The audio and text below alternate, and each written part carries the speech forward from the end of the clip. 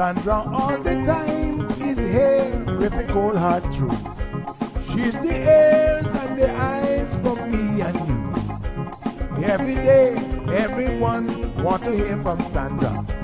And every time on the air, she's getting better. So tell your sister, tell your brother, tell your mama to call Sandra in the morning and in the evening.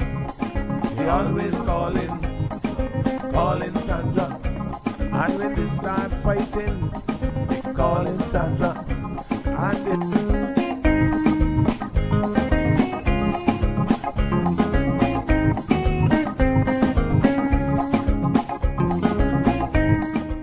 And That's right, folks. Everyone is telling their mama about the cold hard truth. Welcome to another episode with more truth-telling, more problem-solving, and of course, more tea spilling than ever before. Sit back, students, grab your tea and turn up the volume because class is now in session. Call in at 936-2626 because your voice matters. Share your opinion on issues that matter the most to you.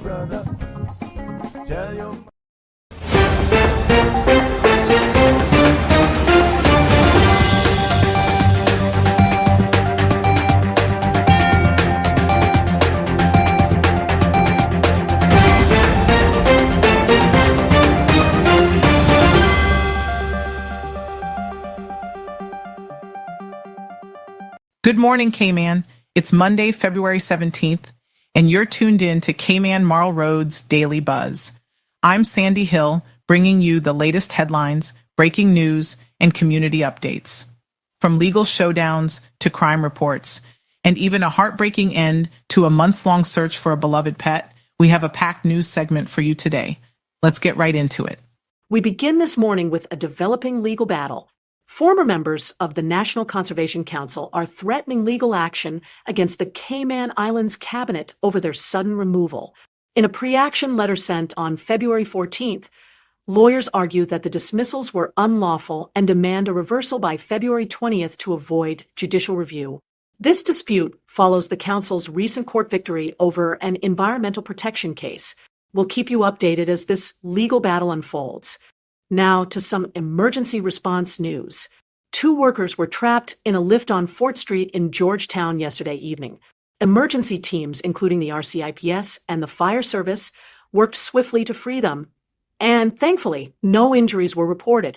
Authorities have thanked the public for their cooperation during the operation. In an ongoing manhunt, police are seeking the public's help in locating 23-year-old Ivan McField, wanted for violent offenses in Bodden Town. McField is considered dangerous, and authorities warn not to approach him but to call 911 immediately if spotted.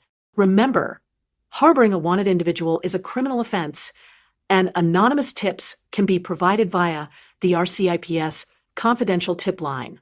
Shifting now to a troubling crime spree, 3 locations in Georgetown were targeted by masked assailants wielding machetes last night. These incidents occurred within a span of just over an hour, affecting a home, a barbershop, and a convenience store. Victims sustained injuries and cash and personal belongings were stolen. Given the similarities in the crimes, investigators believe the attacks may be connected. Police are urging anyone with information to come forward. Meanwhile, in West Bay, a violent altercation at Public Beach left 1 man hospitalized with serious injuries and another in police custody. The victim was discovered at a police checkpoint, prompting officers to rush him to the hospital. The suspect, a 37-year-old man, has been arrested for assault causing grievous bodily harm and possession of a weapon. Adding to the night's crime wave, an aggravated burglary also took place in West Bay on Powery Road, where 3 masked men, one reportedly armed with a firearm, forced their way into a home demanding valuables. Fortunately, no one was harmed, and police investigations are ongoing. The Royal Cayman Islands Police Service, RCIPS, has issued an urgent appeal for information, encouraging anyone with knowledge of these incidents to contact them at 949-4222. On to judicial appointments. Governor Jane Owen has announced the appointment of Justice Emma Peters as a new Grand Court judge. Peters, who brings extensive experience from the UK, is expected to bolster the Cayman Islands legal system, particularly in criminal cases. She previously served as a circuit judge and has a background in military law, having risen to the rank of Lieutenant Colonel in the British Army. Meanwhile, political tensions continue to escalate as Daniel Lehman Scott, leader of the Cayman Islands National Party, has filed a defamation lawsuit against a Cayman BRAC blogger. Scott alleges that a series of Facebook videos posted by Kerry Tibbets-Whittaker contain false and damaging claims about him, including accusations of bribery and vote buying. The lawsuit seeks an injunction to have the videos removed. And finally, a sad conclusion to a months-long search. The remains of Spiky Haggis, a beloved local dog, have been found, ending an island-wide effort to locate him. The pup, missing since November, was discovered along with his harness in the Beach Bay area. The news has sparked an outpouring of condolences from the community, marking a heartbreaking end to a search that truly embodied the Cayman spirit. That's all for this morning's Cayman Marl Road Daily Buzz. Stay with us throughout the day for more updates, and don't forget to follow us online for the latest breaking news. I'm Taylor, wishing you a safe and informed day ahead. Now stay tuned for the Cold Hard Truth with Sandy Hill.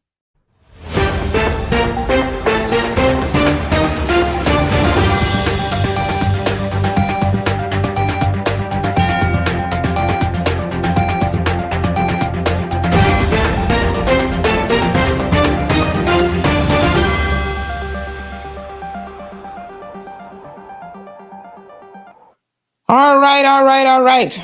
Good morning, Cayman. Rise and shine. Hope that everybody had a absolutely wonderful and safe weekend. It's me. You guys know. You know who it is, honey child. You know what little kids went up to me and say? Miss, are you the honey child lady? Those are my little CIS darlings. Anytime they see me at Cayman Bay, can we take the picture with the honey child lady? They're so cute. Oh my goodness. All right. Hope that everybody had a fabulous weekend. We are here. We are proud. And we are ready to get this show on the road. Who is with me? Good morning. I see lots of beautiful faces this morning. Pam Small in the house. Good morning to the beautiful Miss Pam. How are you? You know, I was thinking this was another Pam. We have another Pam from West Bay named Pam Small too. But I can see that you're not her. Wow. Look at that. Cayman Kind is in the house, wishing everyone a blessed and victorious day in the Lord. Thank you, Miss Amelia. DeBarris is here. Damien is somewhere. I think I saw Damien. Stephen joining us from the UK. Miss Barbara joining us. Miss Lucille from the UK. Linda says, good morning, Miss Sandy. I'd like to ask if there's a chance that our road will be fixed. Ooh, honey child, let me find out for you. I got the inside connections on road work, so I will inquire for you right now. Okay. I will get that information for you. Marshall, how you doing? I thought I saw you somewhere. Akil joining us from Raleigh, North Carolina. Good morning to Akil. So good to see you. Dominique, good morning. Give us a shout out of where you're from so we can include that in our morning greetings. I love it. Miss Marshall. Oh, sorry, Marshall, that's you again. Shaka Zulu is here. Yeah, we got a good international crew that's always tuned in this morning. Every morning, I should say. And then we have lots of locals as well. So if you're from the Windsor Park crew, Swamp, Dog City, anywhere, be proud. And we will give your entire community a big shout out. Jean, good morning. Cece, Robert, Miss Alba, como estás? Como estás? Lavana, Windsor Park crew, Patricia Blake in the house, Wee Wee. Good morning, good morning, good morning. So it was quite an eventful weekend. I hope that you guys had a good one. Yes, honey chill, I did. And so let me tell y'all, Valentine's Day was very, very nice. Yep, got exactly what I wanted. You know how we guarantee that I get what I want? Because I order it. Pretty easy, right? I tell you, what a mess. So my husband came home and I had a little something for him for Valentine's Day. Of course, I had something for my daughter. She was so excited to open her stuff and read her card from mom and her little note about how much she is absolutely loved and adored and wanted. And he opened his And he brought me some flowers, and I thought, I know how that went down. That was my 8-year-old probably saying to him, Dad, what did you get Mom for Valentine's Day? And he's like, let's go get some flowers right now. Pretty sure that that's how that went down. What's going on with Instagram this morning? Instagram folks having some issues. Let me reconnect. Hold on. Don't know what happened there, but I just saw it click off. We'll get you back. Don't worry, IG. So then I said to him, ooh, honey child. I said, Dad, thank you so much for my Valentine's Day gift. And he looks at me because he knows already how this works. And he's like, oh, really? What did I get you this year? So I said, come and look on the back porch. And there's this huge box. And he looks at me like, really? And he starts to unbox it. And he couldn't figure out what my Valentine's Day gift was. I was like, what do you mean you can't figure it out? And so Gigi is like, he says, if it's another piece of exercise equipment, you see, I'm putting it outside. And I laughed and I chuckled and I said, no, it's not. Because he tells me there's too much stuff in the gym right now. Too much stuff that's not getting used is the problem. Anywho, I said, nope, not exactly. And Gigi was so excited because she loves a good box. Oh my God.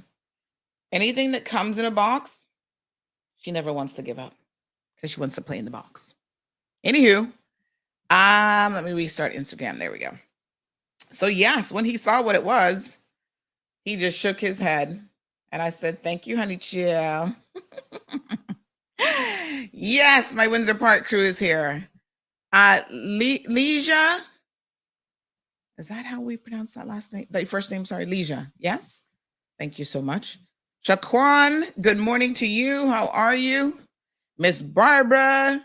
She is a CMR crew from the UK. Yay.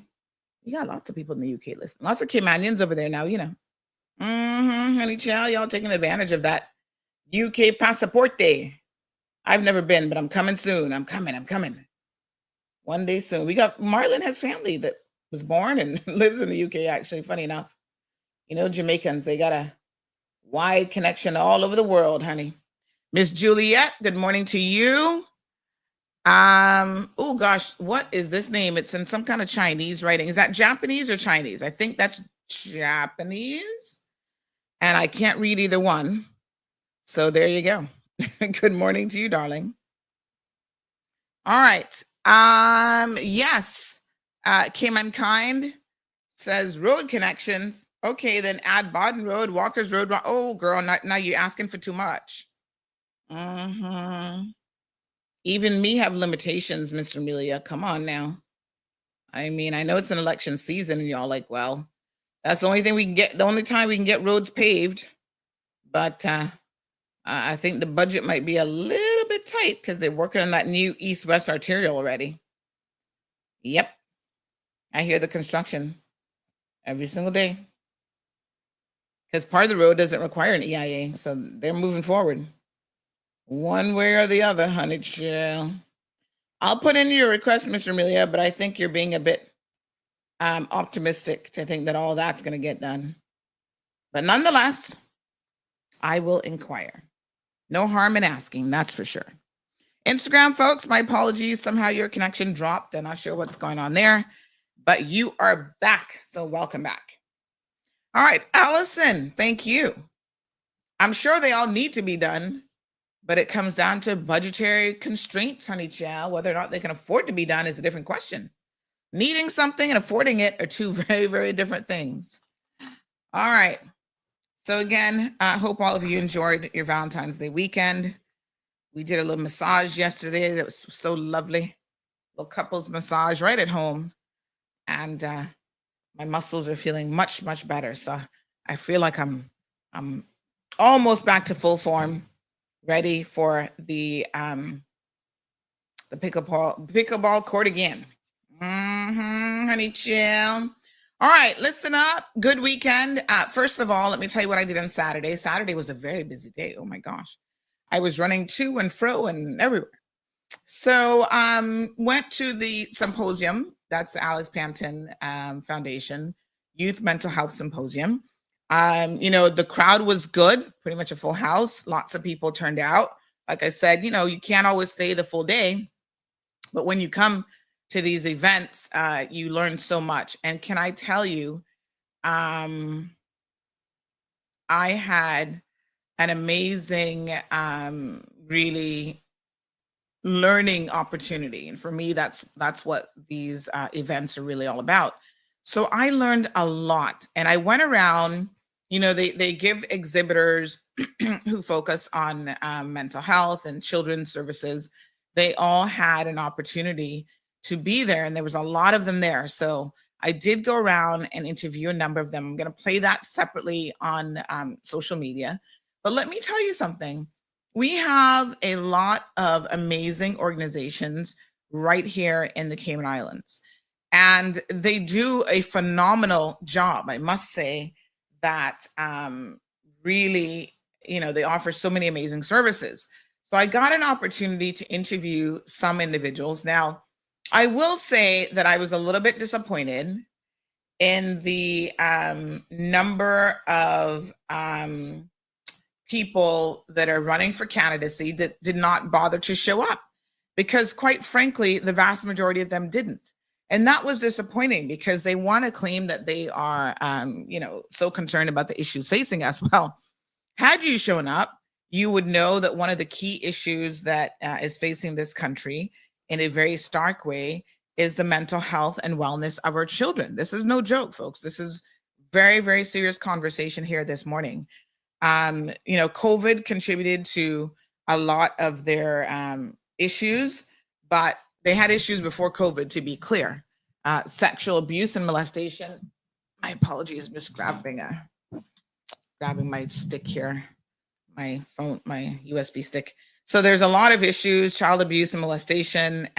We call the ACEs, the adverse childhood experiences, which is something that I'm aware of from sort of a community research perspective. And then one of the things that was really, really important, and I'm hoping to get the actual speeches, and throughout the coming month or so, we're going to play those on this program and discuss the content of them, because if you missed it, you just missed an amazing time. I can't let you miss the information, because the information that was presented is ultimately what will help us to build a more solid community around our children, and really offering them the support that they so desperately need.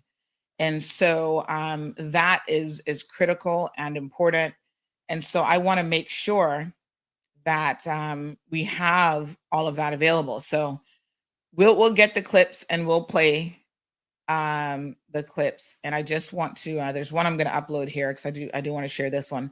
So I want to thank the government representatives and candidates that I saw there. Now, I was there a good part of the day, and I'm not going to, maybe I missed one person, but I think my eyes, I got 4 eyes now, honey child. So they're pretty good. So big shout out to Miss Sabrina Turner. Miss Sabrina was there. Heather Bodden was there. And also Mr. Andre Ebanks, Mr. Wayne Panton was there. Obviously, it's his foundation, so I would expect him, to be there. His family started the foundation, I should say. And Miss Emily Decoux was there. Let me think who else I saw. I did see Mario Ebanks, so I'm guessing that means he's still thinking about running, honey child. And who else did I see? I think that was it. So imagine my surprise. And again, if I missed you, y'all know what to do. Just say, Miss Sandy, I was there too. Didn't you see me? Miss Daphne Orrit was there. Big shout out to Miss Daphne. I had a good little conversation with her. She's such a lovely lady. Oh my gosh, she's so lovely. I love her. She's as sweet as she could be. So, one of the things that I find so incredibly interesting about these types of events.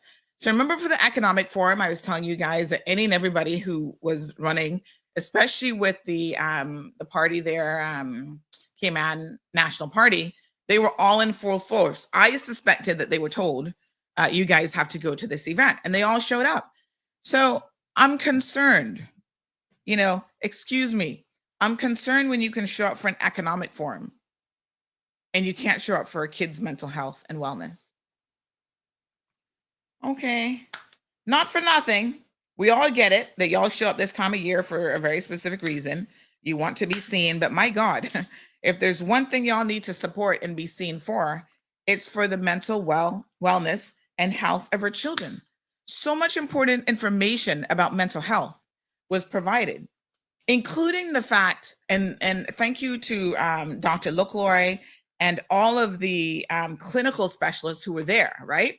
They talk about the onset of mental health. It was something like by the age of 24, which is still considered a young person, because young person is defined up to age 30, believe it or not. Yes, sir. Y'all better know and represent. That something like 79 or 80% of all of the mental health, my apologies, all the mental health issues that exist have already begun. The onset of them is 25 and younger. So what does that tell you? That tells you that mental health is a young person's disease, by and large, right? 80%, that's a lot.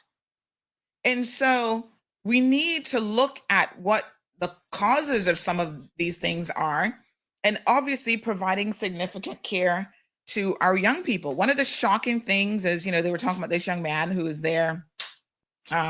This would be the young man who tried to kill a child, and by burying the child, he's in a mental health facility, and I forget, but he's like, say, in his 20s. And they were talking about how he is there with a 12-year-old child, 12 or 15. Forgive me if I've gotten it wrong, but I think they said 12. And that's shocking. It's just like the prison system. You can't put children in with, individuals who are older than them. That is a recipe for disaster in so many ways. So we've made amazing strides in some ways, and yet I walked away understanding when it comes to mental health that we still have a long ways to go. And so we don't need to, we don't need to sit back and on our laurels and think that we have accomplished and we've arrived just because we have Point Siena Point. Point Siena Point is barely, and I do say barely, a drop in the bucket in terms of what it is that we need to be doing in this country. Like, on a serious note, all right? So I really hope, and I thank the Alex Panton Foundation for the amazing job that they did and bringing all of these experts together in one location. It's an annual event. If you were not able to attend this year, I hope you can attend future events, because it was really, really worth it. I mean, some of the information is hard to digest. Some of it is very, very triggering, especially when we talk about child sex abuse. They did a whole segment on grooming, and that's one of the things that we, as people in the community, as community leaders, as aunts and uncles, because men, you have a role in this. I know y'all want to sit back and let the women do it. No, you have a role in this. I'm always surprised when men say, because, women have a certain instinct a lot of times about these things, but so do men. And I'm always surprised in the past when there's been an instance of abuse. Take, for example, Coach, what was his name? Addo Stevens.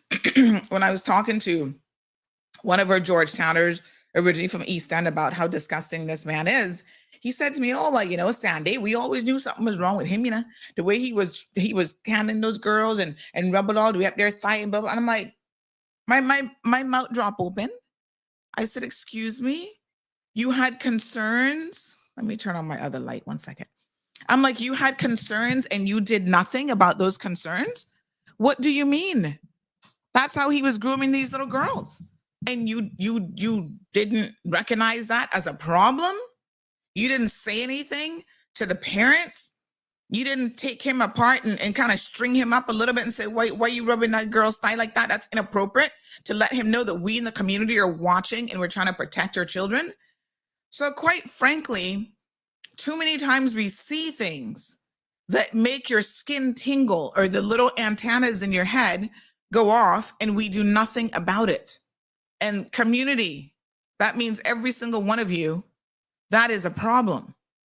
You cannot allow our children to be groomed and victimized, and you sit there watching it and say nothing. So, big shout out. I have a couple interviews I'm going to play briefly. First one, we got an opportunity to speak to Mr. Andre a bit later on in the day, and we also spoke to Sabrina and the governor. So here you go, folks. Thank you so much. Thank you. All right, so again, just conducting a few more interviews here at the Alice County Mental Health Symposium. And of course, we have the leader of the Caymanian Community Party, Mr. Andre Ebanks, who is here. Andre, thank you so much for taking a few minutes to speak with us. Why are you here supporting this event? I'm here because it is hugely important to learn what is happening year on year, trends, analysis, and statistics in the area of mental health, particularly for our young people. We've heard some very sobering statistics, and it's not unique to Cayman. It is around the world, but still we have to be able to put it into context in Cayman and bring people together to listen to these and see how we're going to address it. Absolutely. And of course, you know, the one thing is I sit there, as you say, it is sobering, it's harrowing information, but we have to be able to do something about it. So the data is critical. I spoke to Emily earlier about the importance of having the information, because then that can guide government agencies, it can guide NPOs on where there are gaps that need to be filled. So what do you see as someone who's hopeful of, obviously forming the next government? Where do you see government playing a critical role in fostering the ongoing, funding, conversation, and solutions really around youth mental health in particular? I think one, symposiums like this that can give us the critical data is one. Two, once we apply that data to what resources actually need to be enhanced, where do we need to apply more budget? For example, I talked to K-Mind over there. That's a helpline, not a hotline. They're very particular, a helpline, but they're not 24/7 yet, and they only cater to a particular age range. They would need more funding. So where can we allocate more funding and get the private sector involved? Once government has made a seed investment, it's good if you look around the symposium to see the private sector partners that can come back and fortify those donations, have those critical services, so that somebody's there to listen. And then you have to also get to root causes. There's also another group in there that's talking about trying to get work experience at a younger age, 11, 12, 13, where they see that could help is if you're able to mingle in the workplace, learn interpersonal skills early, learn the workplace culture, learn what it is to actually earn money, you might be able to see a better trajectory. So it's all bringing all those data with the government and the community, which is why it's the Caymanian Community Party, to be able to then maximize all of our strengths to tackle these issues. Yeah, no, I think that's a critical point, because there are a lot of NGOs and NPOs who are doing portions of it, but as you say, maybe they just need additional support in terms of funding, and it's not necessarily government's role to try to recreate everything. So that's a fantastic perspective, I think, as well.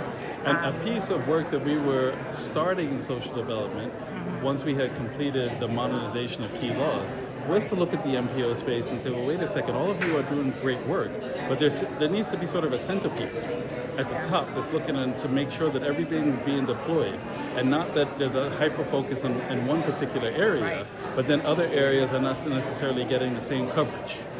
Absolutely. So there was one bit of information that was shared earlier, I'm not sure if you heard this, but the fact that we have a 12-year-old in a facility with, adults who are suffering from mental health issues. What's the possibility that we could get a youth-based facility for our teenagers, our preteens who are dealing with sort of chronic mental health issues? You've segued into the next thing I wanted to talk about. So once you have the data and you have the analysis, you have to gather the resources, government has to set aside funding, because we all know that another facility is absolutely critical. Yeah. All right, well, thank you again, Mr. Andre Ebanks. He is the leader of the Caymanian Community Party and also representative for West Bay North. South. We're on the border of it. Once you pass the Ritz going into West, we were in South. Yes, West Bay South. So thanks again for speaking with us. Pleasure. All right, so we spoke to Mr. Andre. We also got an opportunity to speak to Sabrina and the governor. So let's go ahead and hear those now as well. Okay, so we're here with MP for Prospect, Ms. Sabrina Turner. She's attending the symposium today. Wanted to have a few words with her. So good morning, Sabrina. How are you? Good morning, Sandra. It's a pleasure to be here, and I'm good. All right, so we notice, of course, that you're here supporting this amazing event. I know in the past years as Minister of Health and Wellness, you were always here supporting in that capacity. Although you're no longer the minister, you're still here to support. So tell us why this is such an amazing event to continue to support every year. It was my pledge as the Minister of Health and Wellness, and the topic of mental health being something that should no politics belongs there. So whether or not I am in the position of Minister of Health and Wellness, it was imperative for me to show and live by what I've said and support this noble cause, understanding how it's impacting our young people, and that is far-reaching into even the rest of the family. When you look at all of the booths that are here and all the sponsors, it just shows where mental health is no longer taboo, and we're seeing where people are having a more comfortable approach in discussing mental health. There's so much resources on our island that is for free, and an event like this and being behind it, whether or not you're in government, but even more so as a national topic, is very important. And I am pleased and proud for all of the sponsors, seeing where we're coming from in mental health and where we are today, leaps and bounds. And I hope that initiatives like this and organizations like this will continue to grow, and people will come out to learn more and support. All right. Thank you so much. And of course, I know that you're a mother, and as parents, it's extremely important that we're supporting youth-based programs and initiatives as well. Correct. Definitely. And reaching into the schools, because it's amazing. We all look so good on the outside, but we don't know what people are actually carrying on the inside. We all come from different demographics, different backgrounds, and even in our homes. So it's important that we reach out and support events like this, networking opportunities, because it may amaze you what you may learn and who you may meet in circles like this. So yes, I am proud of the Alex Banton Foundation, and I am proud to continue to show my support for this organization, whether or not I'm a minister. Thank you so much, Sabrina. I really appreciate it. Thank you. All right, so we're here with Governor Jane Owen. She, of course, spoke at the event again. This is your second year in attendance now. Yes, exactly. Yeah, so it's such a phenomenal event. We've heard some very, on the one hand, harrowing information about a bit of a crisis where young people are in, but it's so amazing to have this data all in one place where we can sit here for a day and learn as much as possible. Tell us how you're feeling after hearing sort of the first morning segment so far. Yeah, I think first of all it's very good to have data. It's really important to have that, because otherwise you can't plan a good way forward. Secondly, the data is in some ways alarming in terms of how many of our kids out there in schools are experiencing mental health issues, considering even suicide, feeling they're not supported. On the other hand, we also see that the stigma of speaking up has reduced. People have a little bit more idea of where they can go for help. So we are making inroads, but I think we need to do more to join up and to provide governmental resources, which I know the government are very focused on, but to do even more to tackle the mental health crisis within our community. Yes, absolutely. Well, thank you so much for that. And I was a bit shocked by the last presenter and the information that she gave. Yeah, me especially too. as it relates to self-harm and suicide. What more do you think can be done? Yeah, well, in my remarks, I was also talking about the need to join up what we are doing together and to really improve the training of teachers, healthcare professionals, but also everybody in the community, because you never know when you might be faced with someone coming to you with problems or needing help, and just for all of us to know better how to respond. I mean, it might even be us who need help, mightn't it? It's an issue that involves all of us. So better training and better join up across government and out from government with the whole community and the private sector is essential. Absolutely. Thank you so much. Thank you. All right. Thank you. Okay, folks. So again, those were the individuals. Thank you, Young Audacity. Says true, Miss Turner. Salvin always has to be the troublemaker every single morning, honey chow. Oh my goodness, Salvin. Seriously. He says, is this a paid political promotion, selective public service, or maybe none of the foregone? Okay, so Salvin, obviously you missed what I said before playing that. You got to show up. If you want to try to be critical, what you need to do is you need to show up on time so that you can be part of the conversation in a comprehensive manner instead of trying to jump to conclusions, because that seems to be the one national sport that you're a gold medalist in, and that's jumping to conclusions. So what I said before you sent that comment is that I was sorely disappointed in the lack of people who were there who were either candidates or running for candidacy. And the only people I saw there, and I can only interview who showed up. Sabrina Turner, Miss Heather Bodden was there, Emily Decoux was there, Wayne Panton was there, Andre was there, Mario Ebanks was there. So I can only interview the people that were there. And the only opportunity I was trying to get actually Emily and Miss Heather, but they were a bit elusive and I was not able to get to them. So the ones that I could get to is who I got to. Gabby is saying, just block him. We're not going to block him because, you know, he's strong PPM. So he's always going to be in there writing for them no matter what. And his ability to be objective seems to be a little bit clouded, but we welcome him to the classroom at any event. We welcome him to the discourse, but we do need you to pay attention just a little bit. Good morning, caller. Good morning. Hello. This is Roy from West Bay. Roy from West Bay, how are you? I'm doing okay. Good. Along the lines of this mental health thing. Yes, sir. You know, I believe, and I might be wrong, but the lips can say anything. It's the actions that count. Mm-hmm. And the small percentage of the population that would attend a function like that, there are very few people with the inclination, education, or care about their civil responsibilities to show up to something like that. So for me, that's a song and dance show. Now, watch what happens. Hold on. I'm going to have to take you on here. Why do you think it's a song and dance show? The Alex Panton Foundation does amazing work across the board for youth mental health. And the symposium is an opportunity for professionals from all walks of life to come together so that parents, teachers, whoever can actually attend this event. It's not a song and dance show if it helps even one person. And I can tell you there was a mother there who spoke to me about the fact that she now has an adult child who had to be put in a mental health facility. And she didn't think that that was something that she would ever have to deal with. And she was able to come to the symposium and learn and take something away. So how is that? How do you criticize an NPO that has done amazing work in this community and say that what they're doing is a song and dance show?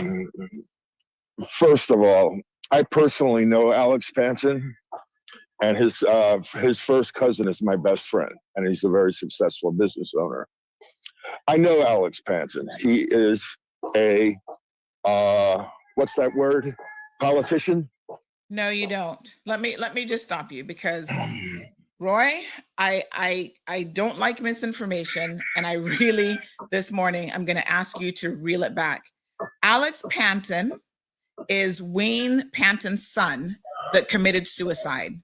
You see, this is where now I get a little, I'm going to go off on somebody this morning because you don't come in here with misinformation, not even knowing what this organization does, what the foundation does, or even who the hell Alex Panton is. What are you talking about? Mental health is not a theory or conversation for me. I suffer from mental health. Well, I'm glad you said that because you're suffering from misinformation this morning, Roy. I need you. Hold on. Just stick a pin. I just told you something that this foundation is in memory of he was a teenager when he took his own life. And you move on and don't even apologize for getting the misinformation wrong. Maybe what you need to do is dial it back and say, oh, I'm sorry. I thought he was somebody else. No, I know who he is. I've had dinner with him. I know who he is. All right. You see, folks, this is where Auntie and I got no time for ignorance. And you had dinner with a 16, 17-year-old before he committed suicide. Somehow, I don't friggin' think so. This is when you're lucky at 9:30 in the morning. Okay? You may have mental health issues, but that does not excuse misinformation. Some of y'all act like y'all be drinking this morning. That's a disgusting thing to say. You're misinformed. You don't know who he is. You haven't had dinner with him.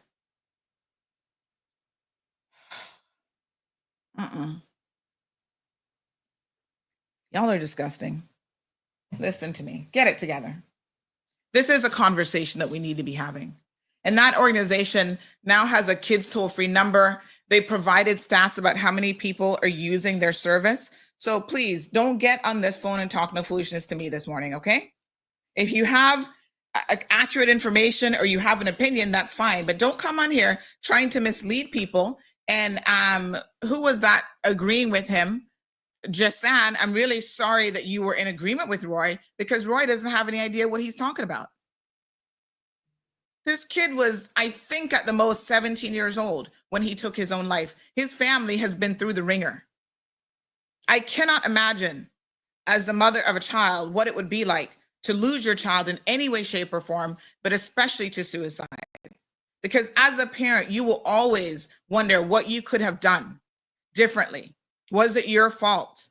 You know, that is something that you have to live with your entire life. Do not disrespect any parent who has had to go through this ordeal. Ms. Rhonda Kelly spoke as well. Her daughter also committed suicide. You know, these people stand up before us and share their amazing experiences, which are harrowing experiences and horrible experiences that none of us ever want to have to go through. And they do a lot of work putting on this one-day event. And I can tell you the amount of information that even myself, as someone who tries to be an advocate for child sexual abuse in particular, really learned about our young people. They talked about the downside of screen time, and that was so important as well.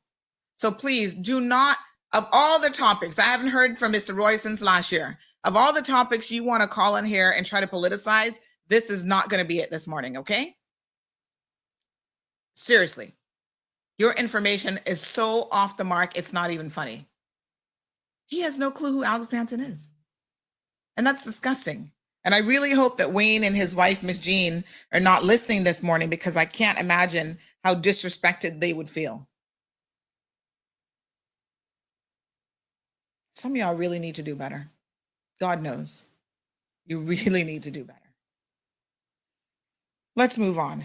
We're not going to waste any more time on the negativity that caller was trying to bring to this. This has nothing to do with politics, Selvin. Let me address you clearly now. As I said, I can only interview who's there. And I also said, and I want to make it very, very clear, every single one of you who could find the time to spend an entire day at an economic forum, but can't find the time to even spend a few hours, a half a day, at a symposium surrounding mental health, and especially youth mental health, shame on you. You want to represent this country? Shame on you. And it's a free event. The economic forum, you had to pay hundreds of dollars to attend. This one was completely free. Every single one of you talking about you want to be a candidate, you should have been there. Keep it moving. You know, what they normally do is they try to send at least one person from the party as a representative, and they don't even do that. No representative was there from the Progressives. No representative was there from Cayman First Party, Cayman Islands, what's it called? Cayman Islands National Party. Like, seriously? Of all the people you guys have running? That's all I have to say. Yeah, I see. John, Minister of Health and Wellness, where were you?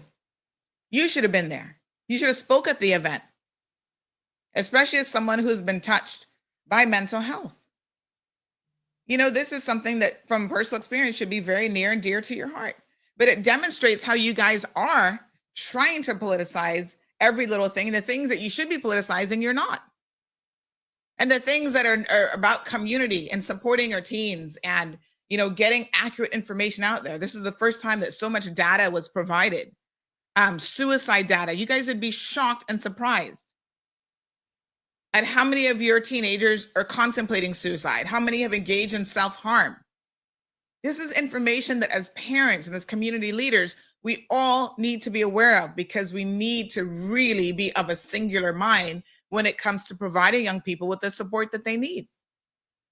So don't waste your time calling in on my show, clearing your throat while I was talking, and then have pure nonsense to say on the program. Let's keep it moving, folks. So like I said, I'm going to get the different videos if I can and share those with you. I'm not even addressing him after 9:30 because some people not even worth a curse word, I can tell you that. And that was just one of them right there. Like, seriously, this is absolutely ridiculous. Let's move on. At any rate, I'm so disappointed. Let's talk a little bit, folks, about some of the other things that happened over the weekend. And I have Roy in WhatsApp. I'm going to send him the link about the Alex Panton Foundation and who young Alex was, because I'm sure he never even laid eyes on him. I mean, y'all must be drunk this morning. I have no clue what's going on. Oh my God. This person says, message for that Roy caller. It's astonishing how many people on this island choose to ignore clear facts in favor of misinformation. No matter how much evidence is presented, they cling to their false beliefs as if reality is optional. It's one thing to have an opinion, but it's another thing to deny facts that are right in front of you. Instead of blindly accepting what aligns with personal biases, maybe it's time to question sources, seek verifiable data, and engage in real discussions based on truth rather than fiction. And there was even a young lady there who is going away representing Cayman at a regional youth economic forum. And she, said to me, can I reach out to you because I'd like to have your thoughts on something? And, it's so incredibly interesting because I'm no longer in that category. Obviously, I'm way older than 30 now. And our young people still reach out to us for guidance and support. And we have to be willing to give it in any way, shape, or form that we can. So, like I said, I went around to a lot of the different booths. I didn't get to every single one. I spoke to Inclusion Cayman, for example. Even the government, one of the government youth units was there. A lot of these, you as parents do not know that they exist, and they do exist, and they offer different types of supported services. And so they had at the inclusion table, they had a young man there who was special needs. And that really warmed my heart to see that he was included. He was, brought to the event. And that's what inclusion is all about. This person says, what an ignorant caller, block and hang up. He has to be drunk. What an insult to the family. Another person said, was he even there? Of course he wasn't there. So again, you talk about these things. You have no idea. I'm trying to tell you guys what I did on part of my Saturday and how amazing this event was. They had a roundtable discussion. Teenagers come out, they participate. You have no clue what you're talking about. So please don't engage in misinformation. Absolutely disgusting. All right. Let's talk about some of the other topical issues, because that one is obviously very topical. That is in the news this morning as well. Police had a relatively busy weekend. I first and foremost, as you can see from a news segment, want to do a big shout out to the Cayman Islands Fire Service. Sometimes I feel like they're unsung heroes because we all say, oh, well, they sit at the firehouse and they don't do nothing. We don't have that many fires as well, Caymanians. What are they doing? And let me tell you something, they absolutely do a lot more than you realize because they rescue people all the time. They're involved in rescue missions. And so I do want to give them their accolades and their thanks this morning for really stepping forward and, assisting in the way that they have. So in case you didn't hear, on Saturday evening, we were the first ones to post this up. There was this situation going on where these guys were up on this lift. This building is getting some kind of a facelift, I guess. And they actually got stuck up there, believe it or not, and couldn't get them down. So the fire service, we have videos that we posted on our social media. In case you missed it, you can go back and have a look. The fire service had to undertake a rescue mission. And my gosh, it looks like it took hours to get them down safely. And I'm sure that they must have been so scared to be in that predicament. And I'm glad that they were rescued and that they came down safely, because I can tell you something, heaven forbid that either one of the men had fallen from that height, we would be having a very, very different conversation this morning. So big shout out to, there's a firewoman, all the fire service, the police, everyone that was on location that ensured that the two individuals stuck on this lift were able to be brought down safely. Now, I do hope that this morning there's a serious investigation into the OSHA standards and safety and work standards, and exactly what is happening in relation to that, because I don't know what the malfunction was, but Lord have mercy. I'm glad somebody had a phone to be able to call 911 for help. So the RCIPS issued a statement saying that they received a phone call, regarding this. I think it was shortly after 6 o'clock, and assistance was rendered to be able to get these men down. And it looks like it took them quite some time to be able to do so. Just after 6 p.m., they were trapped on this lift. Unbelievable. But I'm so happy that it ended well. So thanks again to the Cayman Islands Fire Service. And of course, the police also were on location, making sure that the area was cornered off and safe. Pretty wild. Good morning, Gabby. Johan is in the house. Miss Yolene is here. Strong-willed. Gabby says, I swear some people just wake up unstupid. I do have to wonder sometimes, honest to God. What a mess. I don't know. Miss Esme say, probably drunk already. Maybe. Y'all need to start drinking tea and water. That's the only thing you need to be drinking. Leave the alcohol alone and leave all the, as much as I like my smoothies, I love my smoothies. Have them once a month, honey child, because they're not entirely healthy for you.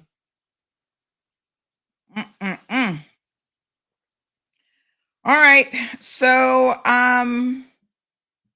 the RCIPS had a busy weekend as well. We had initially gotten word that somebody was found dead down by a cabana on West Bay Road, beach cabana. Thankfully, they actually weren't dead, but they were stabbed and had to be taken to the hospital.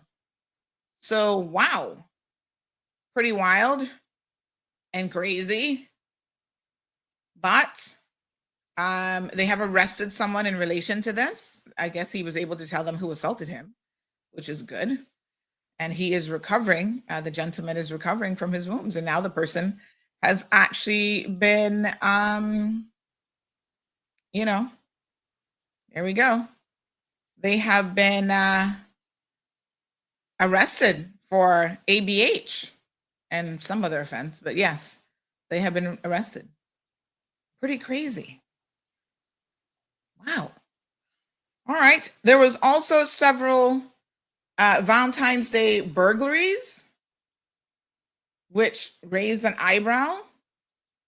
So there was an armed robbery at 3 different locations on in Georgetown on Valentine's Day. And it looks like, from what the police are saying, that, it's crazy, but it looks like it might have been the same person. So, happened in close proximity to each other. One was Eastern Avenue, School Road. The police said that the robbery spree began at 7:25 p.m. Attackers descended on a residence on Holmes Turn Oh no, that's the wrong one. My apologies. Let's see. Oh yes, yeah. Gosh, there's so many. I'm getting them all confused. Armed with machetes, assaulted a male resident. Then they went on to 8:20 p.m. They hit a barber shop near the intersection of Eastern Avenue and School Road. And then masked perpetrators, again, brandishing machetes, demanded cash from the occupants, eventually escaping with money and personal belongings in a small vehicle. One person, it says, suffered minor injuries but declined medical attention.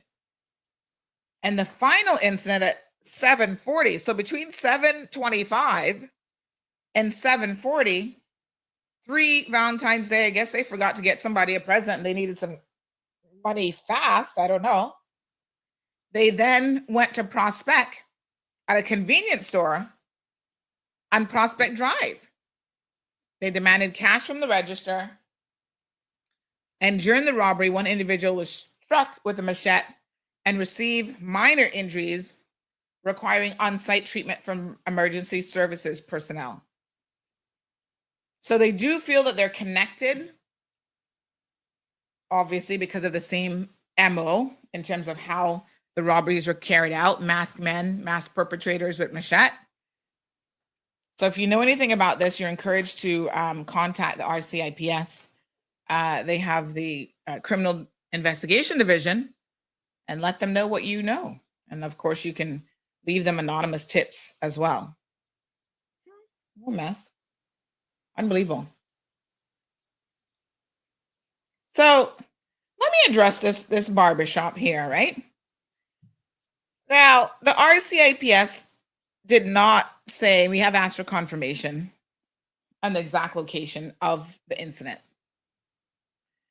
Sometimes we will put together, this is the only barbershop at the intersection that I know about at the intersection of Eastern Avenue and School Road. But, doesn't mean it's the only one, but it's the only one that I'm aware of. So whoever at this barbershop was taking, exception to the fact that we use their picture, saying that, oh, we have lied on them before, and connected them to another incident. And they don't have gambling there. Okay. Let me just back it up for one quick second, right? I mean, you can't really be serious. Are you really talking to me about you don't have gambling at your barbershop? Okay? Because let me say this. You guys remember the retired police officer, prison officer, my apologies, who lost his life? Well, it was lost at this location. And we're not the only media that has used a photo. Somebody else sent me a photo over the weekend, trying to see if I can find it on my phone.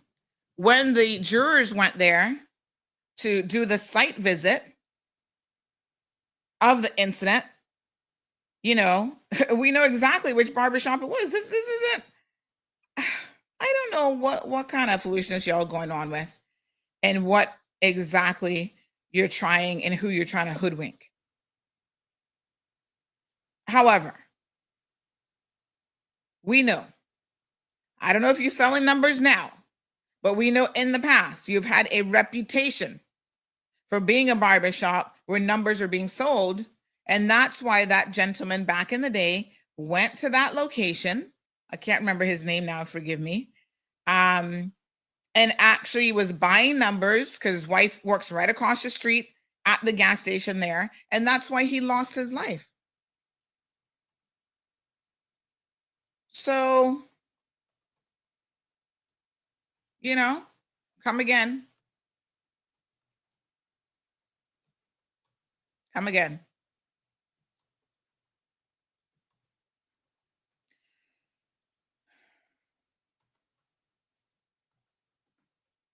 All right. I don't know what to say some days. Y'all just crazy. I know Jean says I can't keep up with all these robberies. Good morning, Jim. Cold 32 degrees. Where on earth are you? Definitely not in the beautiful Cayman Islands. And I mean, the police have said this before, that if you're in the number selling business, you are at a higher risk of, being a victim because people know that you sell numbers. It's pretty well known in the community, I think, where you can go and sell and buy numbers. And a lot of these barbershops, that's what they're fronting as. And so you can't really take that money to the bank and deposit it so they know you're flush with cash. And if you're flush with cash, well, you're right for the taking, especially when it's illegal proceeds. All right, 936-2626 is the telephone number. There was another incident that raised eyebrows. This one was at a residence. Now, this one is peculiar because it once again looks like it was a very targeted operation. Armed men target a West Bay home, and police are now investigating this aggravated burglary down on Powery Road, where armed men broke into a residence. Reportedly, one had a firearm, and 3 of them masked up. So this was shortly before 11 o'clock on Saturday, the 15th. The suspects entered the home, demanded cash and valuables from the occupants. They say the residents were unharmed and no shots were fired during that robbery. Now, I can tell you that sources reached out to us and they said, Sandy, listen to me. That is more than meets the eye. This person is known to be involved. That household is known to be involved in other activities. I said, well, that would explain once again why someone decided to target them. If they know you're into activities, then you become an easy target. This person provided all sorts of pictures and so forth. Who keeps trying to call me on my personal line? We are live on air. Are you trying to call the show? Good morning. Morning. Are you trying to call the show? We're live on air right now. Yeah, I tried to call the show. 936-2626. Okay.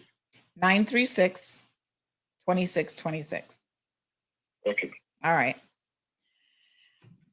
So if you have this kind of valuable information, by all means, feel free to pass it on to the police.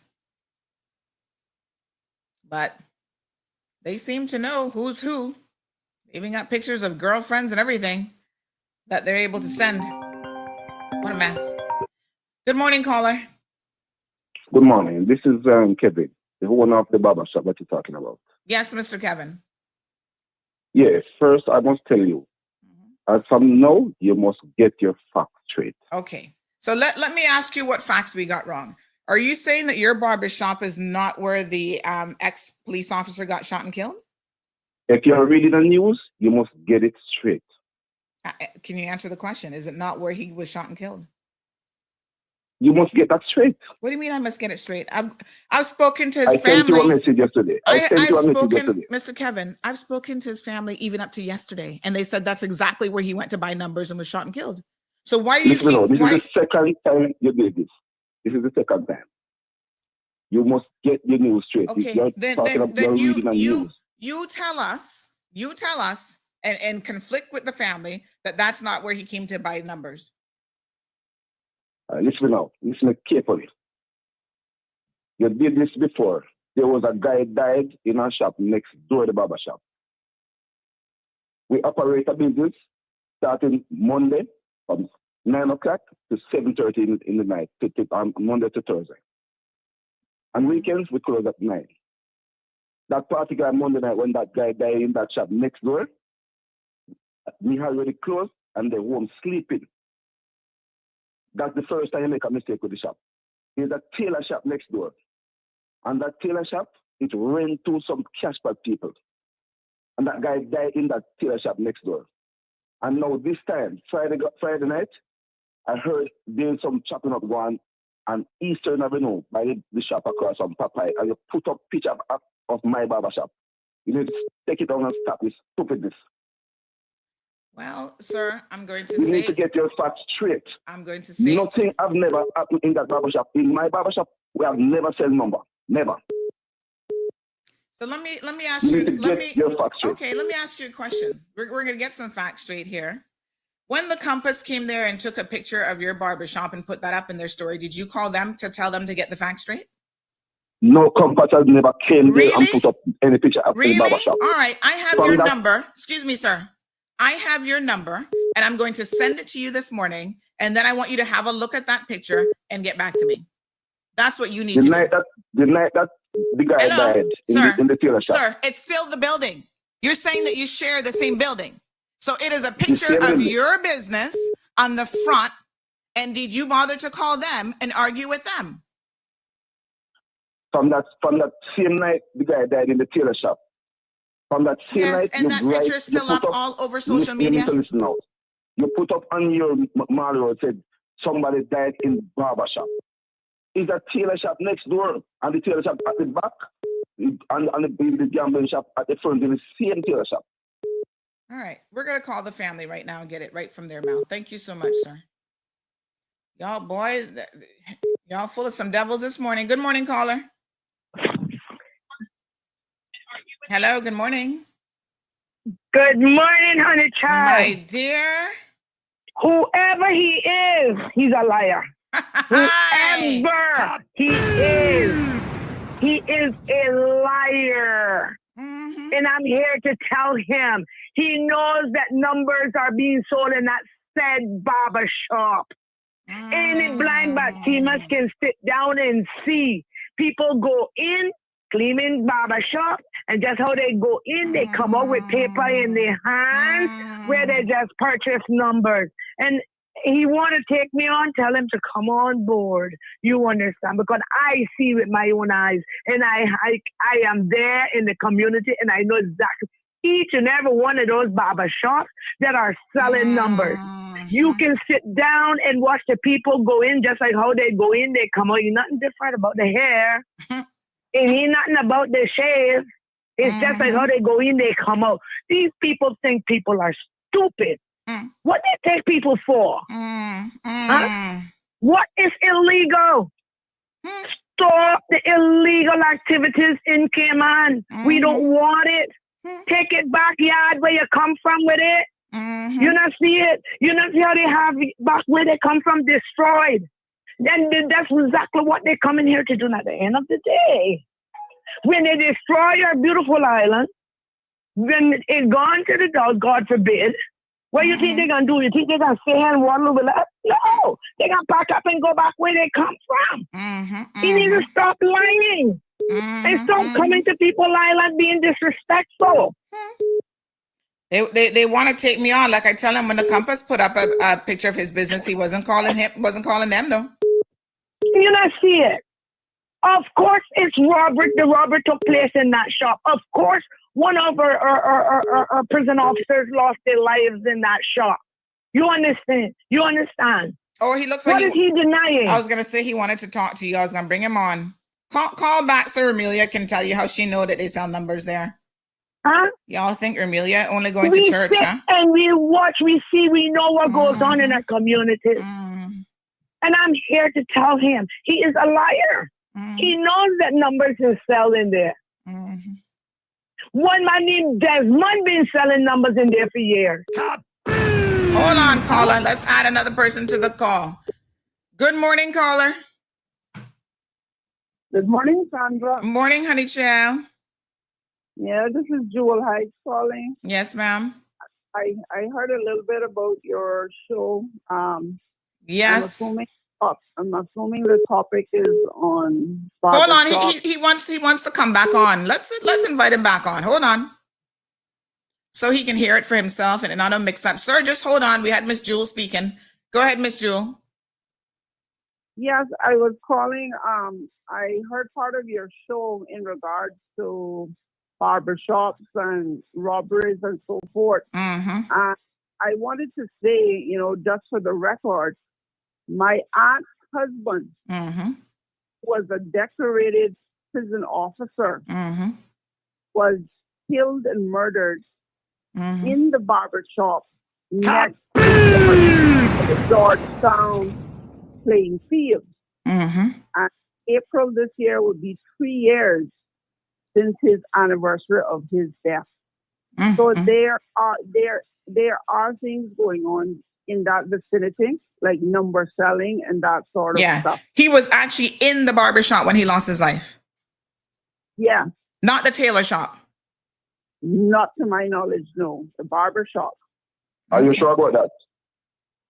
That is what we understand from the police. You understand that from the police? Are you sure about that? So maybe you need to call the police this morning, sir, because if they've told the family that, then you need to talk to the police. We called the police yesterday already. Okay. So hold on, sir, whoever you may be, what you're saying is that numbers are not being sold under that barber shop? Never.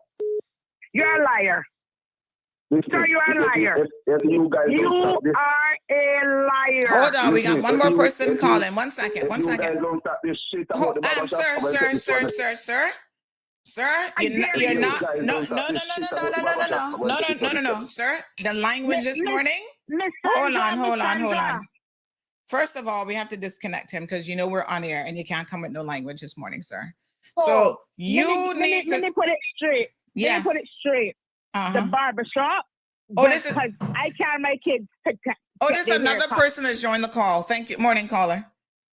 I carry my kids to get their hair cut, and no numbers wasn't selling in the barbershop.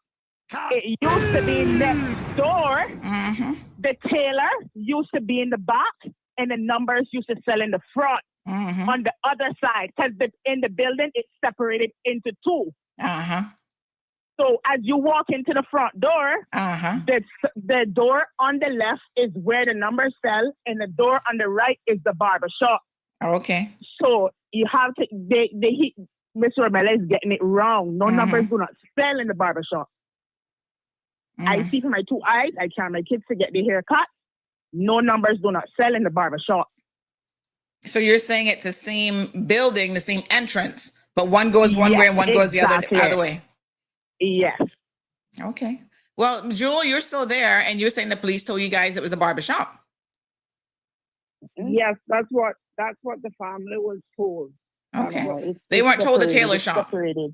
No, they wasn't told the tailor shop. Because the tailor shop and all the numbers used to sell, they used to have it like divided. We have one more caller. Let's see. I mean, I've never been in either one. So hold on 1 second. Let me see if we can if we can join. Good morning, caller. What's your take on this? Morning, Miss Sandra. The caller is correct. There's two doors there. Like what she said, she take her son there. Yeah, she's very correct there. Yeah. So the police. I mean, the police have told the family.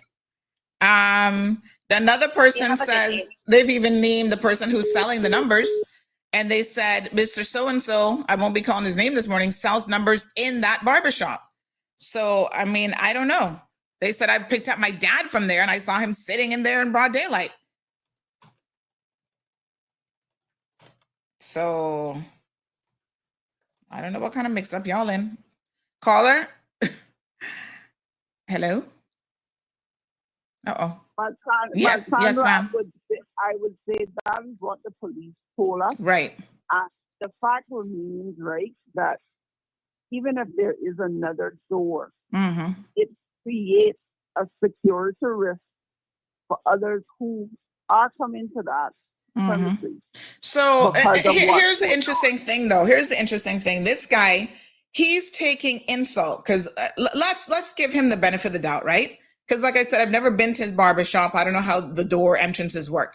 But he's taking, he's getting upset and taking what would we call exception with the fact that we use a picture of the building, which includes his barbershop, and by extension would include the tailor shop where the numbers are being sold. So how does he still have a right to call on here trying to get upset with people? It's still happening, according to the ones who claim that they're definitely in the know.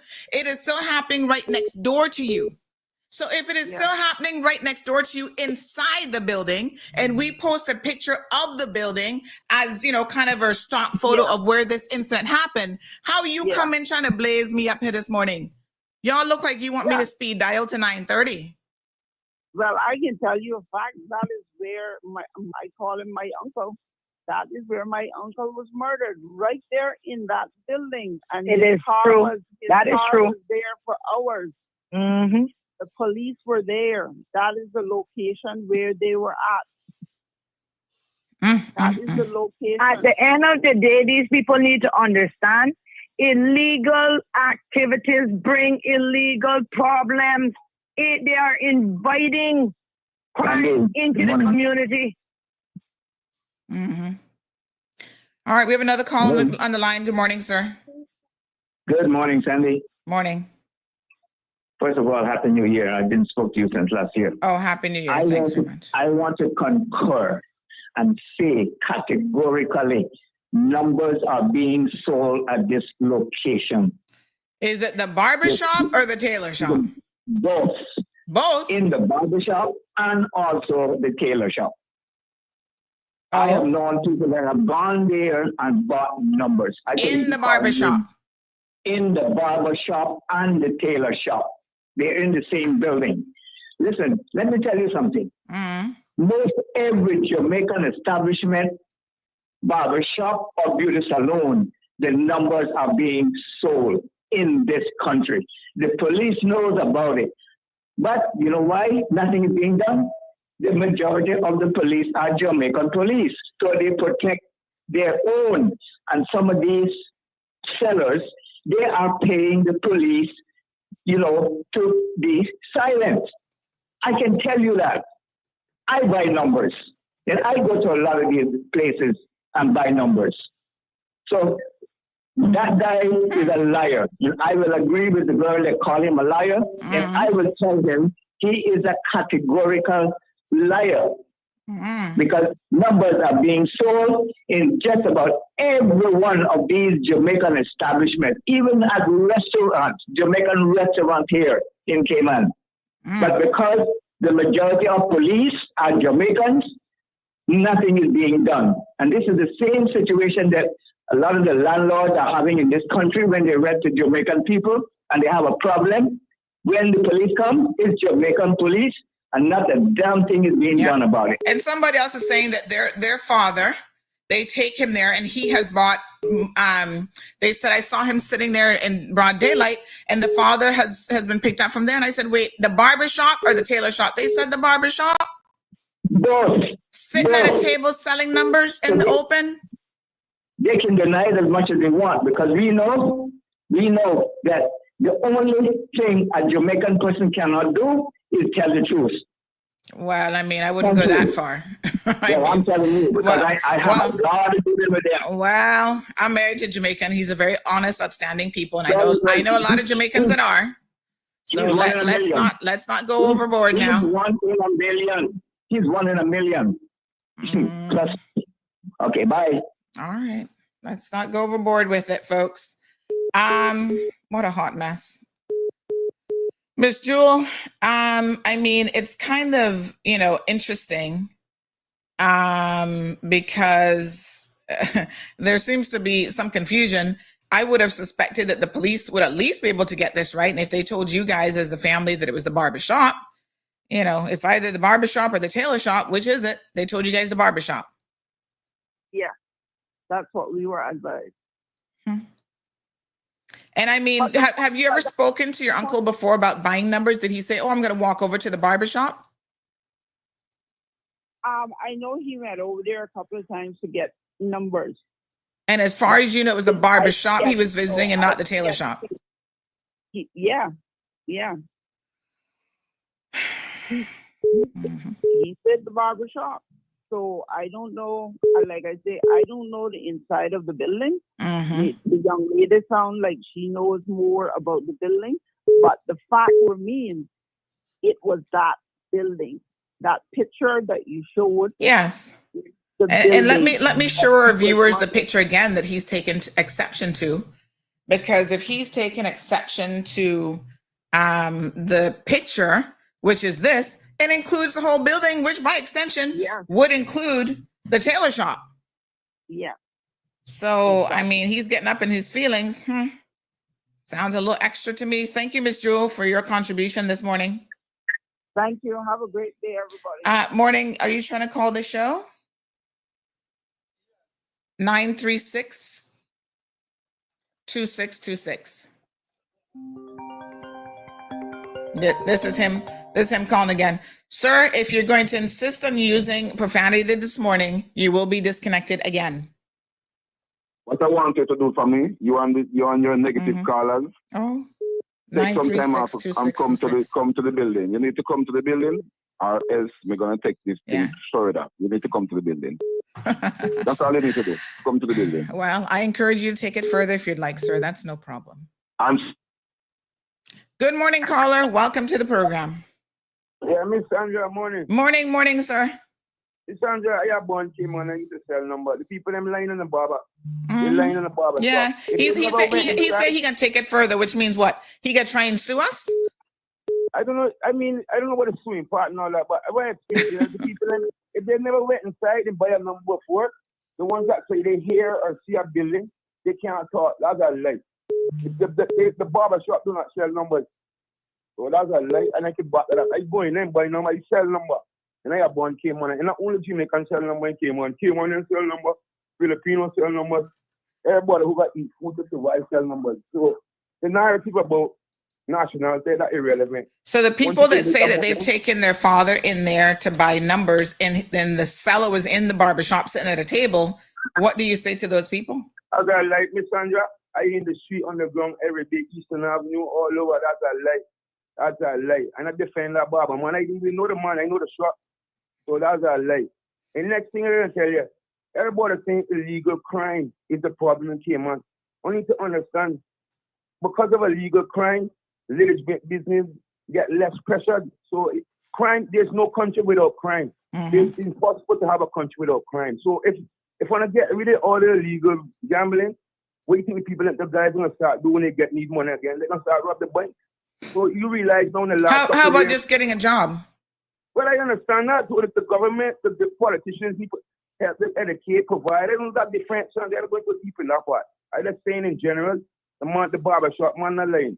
That's what I really call to say. All right. Thanks very much. 936-2626. Well, some of y'all claim you see people sitting there. Have you even gotten a name of who's sitting there at the table selling numbers? Is the barbershop man there all the time? Is it possible that his workers are allowing certain things to happen in his shop that he don't know anything about? I'm just saying. There's a lot of possibilities here. I'm not saying that he physically is selling numbers, but as a business owner, I know that when you're not there, you got a camera watching you guys 24/7. You might not know what's going on where you're at, sir. The number selling move from the tailor shop to the barber shop. Because I'm telling you, this woman can tell me exactly who the man was sitting on a low table in your barber shop where she took her father to get his hair cut. That's not the tailor shop. So I have no doubt that the tailor shop is selling it. I think that is now obvious for sure.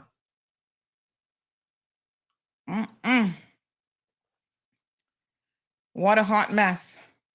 Tony, once again, we go back to the police. Let me see. Y'all say must call the RCIPS. Unfortunately, that's not how their PR works. They would never answer a phone call like that. I hate to tell you. However, we can go back to the reports. Somebody remind me of his name, please. And we can go back to the reports to see exactly what the RCIPS said. Let me see. What was officer name again? Can somebody remind me of his name? And I'll try to find, this would have been, let me see here now. Let me see. Mr. Elliott. Yes. Okay. So let me even go back to this picture. If this is where his issue lies, because his barbershop is in the picture. Let's be very, very clear here. What did he expect us to do? Go inside the building? So you see this picture here with the caution tape. being up around the entire facility. So this is the original picture that would have been used, right? So there it is. And everybody used that picture. Let me just see if they specified in this early release. We might have to look at the actual trial notes. But again, the police told the family of Mr. Elliott, Mr. Harry Elliott, 63 years old, everybody admits he was over there buying numbers. Nobody's saying, that he was doing anything else. And you heard his niece say that he would often say he's going over to the barber shop to buy numbers.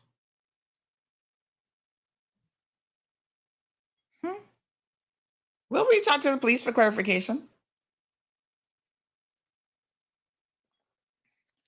I'm just trying to see. Let's see.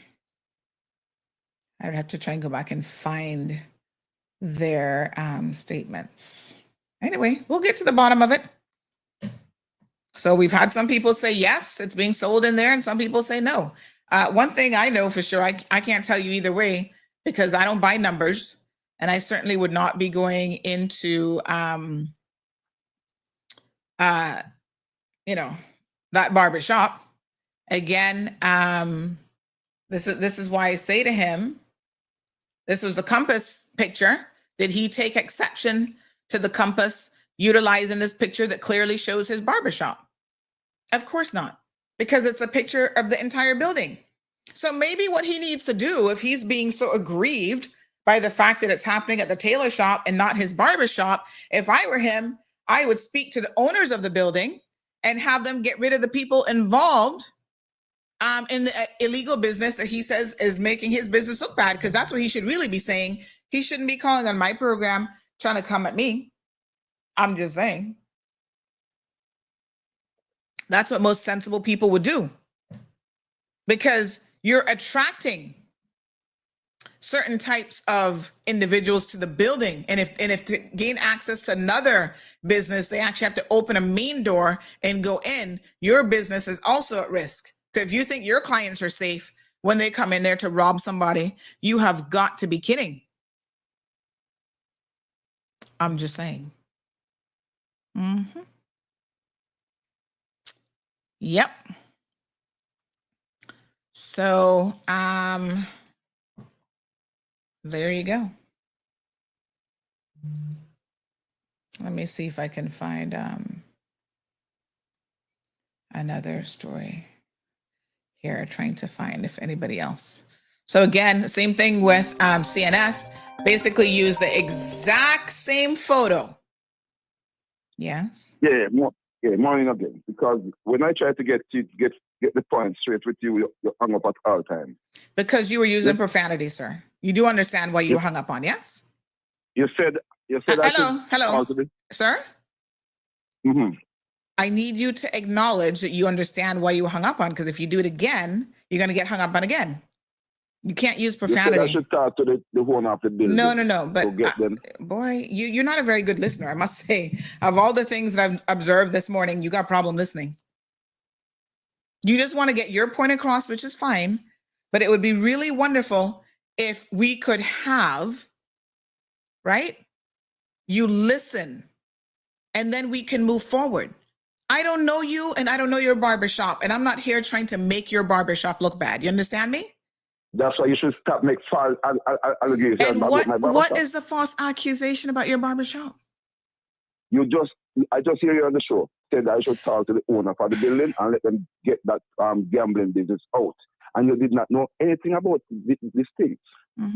Since that guy died, the owner and the building and also the police, they stopped all the gambling next door, which is the part of the tailor shop. And the owner for the tailor shop, he died, and his daughter was running the tailor shop. So his daughter sold the tailor business to a different tailor man. Okay. And now the new tailor man, he locked that front door, that is them used to sell the cash from, the front exit, and he started to use only the back door for the tailoring. So there's a front exit when you come through the front door. There's a left turn to went to the tailor shop, and there's a right turn to the barber shop. And inside the front part of the tailor shop, that's where the number used to sell. And that number do not sell again from that from 3 years now. No more number selling. No more number selling. And Friday night, no, that incident Friday night is not that location. It's a different location. So you need to get your facts straight. Thank you very much. Okay. All right. Thank you. Okay. So which other barbershop is the police referring to on Eastern Avenue and School Road? We're happy to correct it. If that's not it, by all means, do tell us who they're talking about. What a hot mess. My goodness. Wow.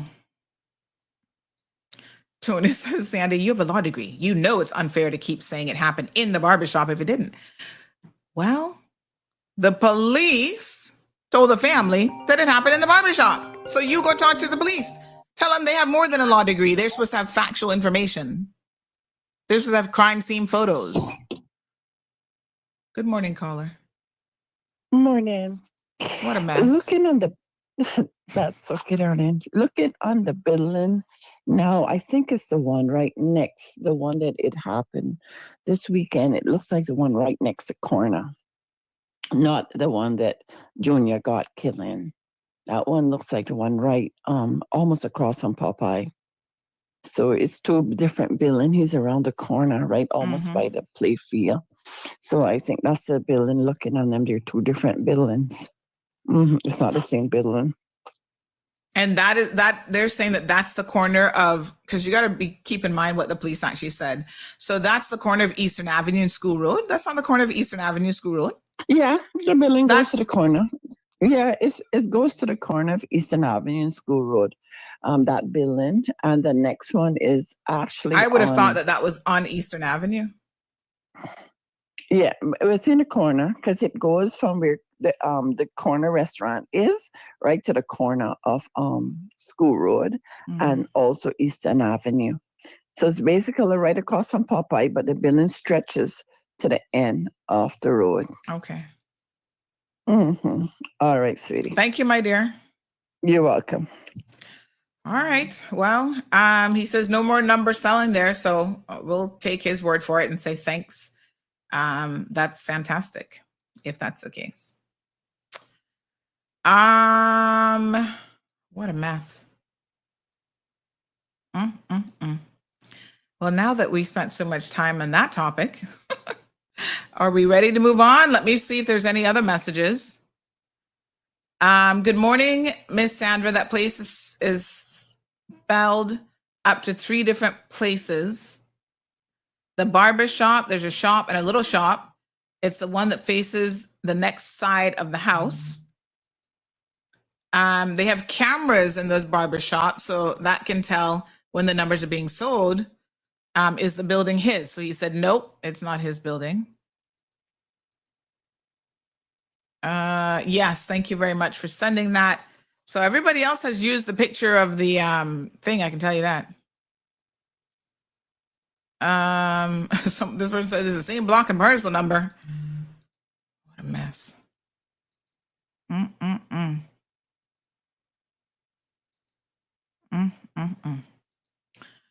All right. So this person said in relation to the number selling, but she said happened in the barbershop. She said it was November 2023, so a little over a year. Early, well, this 2025 now. So that's when she took her dad in there. And she said that she saw Mr. So-and-so, again, I'm not giving his name, in that barber shop. I was shocked because Mr. So-and-so was sitting at a table selling numbers in the open like it was legal. I got my dad and we left.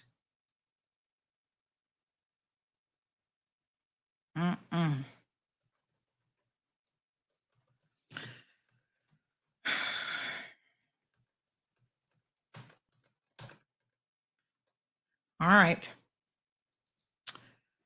Whew, what a heat. I wish we could argue this passionately about stamping these things out. Stamping out abuse. I wish y'all would be calling in and arguing this favorably about youth mental health and sexual assault of our youth. That would be awesome. We're not there. Instagram folks, y'all okay? They're like, geez, what a heat from Monday. Why do I feel like today's Friday? So this person says, Loretta Flame says, yes, Andy, one main entrance door with a passage separating the two door left and right. Another person says, crazy what this island has turned into. Thank you. Stop making this about nationality. And by the traffic light, says John. What a mess. The bottom line really is this. If you are in the business of selling numbers, I heard the man say, he does it to try and survive. There are other things that you can do to more than survive. There is legal work that you can engage in. Okay? That quite honestly, you can make more money on. You don't take your hands or the lives of your customers, you don't put those at risk as much as when you're in illegal activity. And you can still make good money. So I don't understand why we keep, fixating on we can only make money by doing illegal things in our community. Selling drugs, selling liquor, doing this, doing that, gangbanging, whatever. You can make a good living with less risk to your life and your well-being by doing a proper job. So I am flabbergasted when I hear my Caymanians say that's the only option that they have is to turn to illegal activity. Why? Why do you think that? Why do you believe that? And the sad thing is, once you get into it, it's not that easy to get out. You know what I'm saying? So he said, yeah, Caymanians in it. I don't have any doubts about that. One of the biggest number seller, if not the biggest number seller in Cayman, who people say is a millionaire, is a Caymanian. So, and who do you think he hires to sell numbers for him? Expats, for the most part. So there's absolutely no doubt that our people are involved in criminality just like everybody else, and we need to stamp it out. 936-2626. My goodness. What else happened over the weekend? Whew. Hot weekend. We also had, other than all the burglaries and all that kind of activity, police are looking for a man who they say is a violent offender. This man here, if you know him, Popo looking for him. His name is Mr. 23-year-old Ivan McField, wanted in connection with violent offenses committed in Bodden Town. The police say that he has violent tendencies, and if you see him, they're encouraging you to not approach him, but to simply call 911. Okay? So I guess if you know him or Mr. Ivan, turn yourself in, because I can tell you what, these police are kind of getting trigger happy. They see you and they feel like you're going to do something to them. It probably isn't going to end well for you. So maybe you call your lawyer and then you can go and, have your day in court. Speaking of court, we have this update for you. I know on Friday we talked about this case, this potential case, and now it has become a case. So CMR understands from legal documents that candidate in Cayman Brac East, I think it is, Mr. Dan Scott, has filed a defamation lawsuit against a Cayman Brac blogger, Carrie Tibbetts Whitaker, over some Facebook photos, Facebook videos that she has posted, which he claims contain false and damaging allegations. So the lawsuit was filed on Valentine's Day. Talk about showing some love. In the Grand Court, and it seeks injunctive release. And, you know, obviously these are public documents that are readily available to the public. So his attorneys, Applebee's, sent a letter 2 days before that, what is called a letter before action on February the 12th. She said she didn't actually get it until after that. So, you know, we'll have to see how this plays out. My apologies. I think it's unfortunate. You know, I said what I had to say on Friday about this. If I were his political advisor, not his legal advisor, if I were his political advisor, I would be advising him not to do this. But there you have it. I'm not his political advisor, so he's going to do whatever he wants to do. Tony says that picture of Ivan looks AI generated. The police provided it, so I'm assuming it's a mugshot. I don't know where they got it from, but I'm assuming that's their mugshot, the mugshot they have in file for Ivan. So that's his actual picture. The background, you know, we might have did that for the image, but the actual image of him is what the RCIPS has provided. Oh, y'all just nitpick every little thing. Can I just tell you? Jane says, because the minimum wage is not a livable wage, as a result, Caymanians are not being hired in the front lines of the hospitality industry, etc. Well, Jane, nobody should be sitting down expecting that minimum wage is where they're going to be their entire lives. I've said this before. Minimum wage is where you start out, teenagers, your first little work experience job. No one stays at minimum wage. But the only way you don't stay at minimum wage is you have to upskill yourself. You can't force industries to pay unskilled workers $50 an hour and say, oh, now we solved our problem, because exponentially everything in businesses will go up as a result of that cost. Where this minimum wage discussion, and I say, yes, $6 is low, so raise it. But the more important discussion that we should be having here, folks, is why are we not tooling our people and bringing in skilled laborers who can demand more than minimum wage? You should never be seeking to be at minimum wage. Something is wrong with you if you think that minimum wage is where you're going to be your entire life, but you're not going to ever get paid any more than that if you are not someone who has a degree, a skill, a trade, something. Even common laborers out there who just know how to hold a hammer and a rock are making more than minimum wage. Good morning, caller. Morning, I agree with the minimum wage thing. However, we Caymanians will always be at a disadvantage in the workforce because of cheap labor. And it's unfortunate because many of our own Caymanians are the ones that are doing it. Mm-hmm. I think I've shared this before on your show. I experienced it firsthand myself.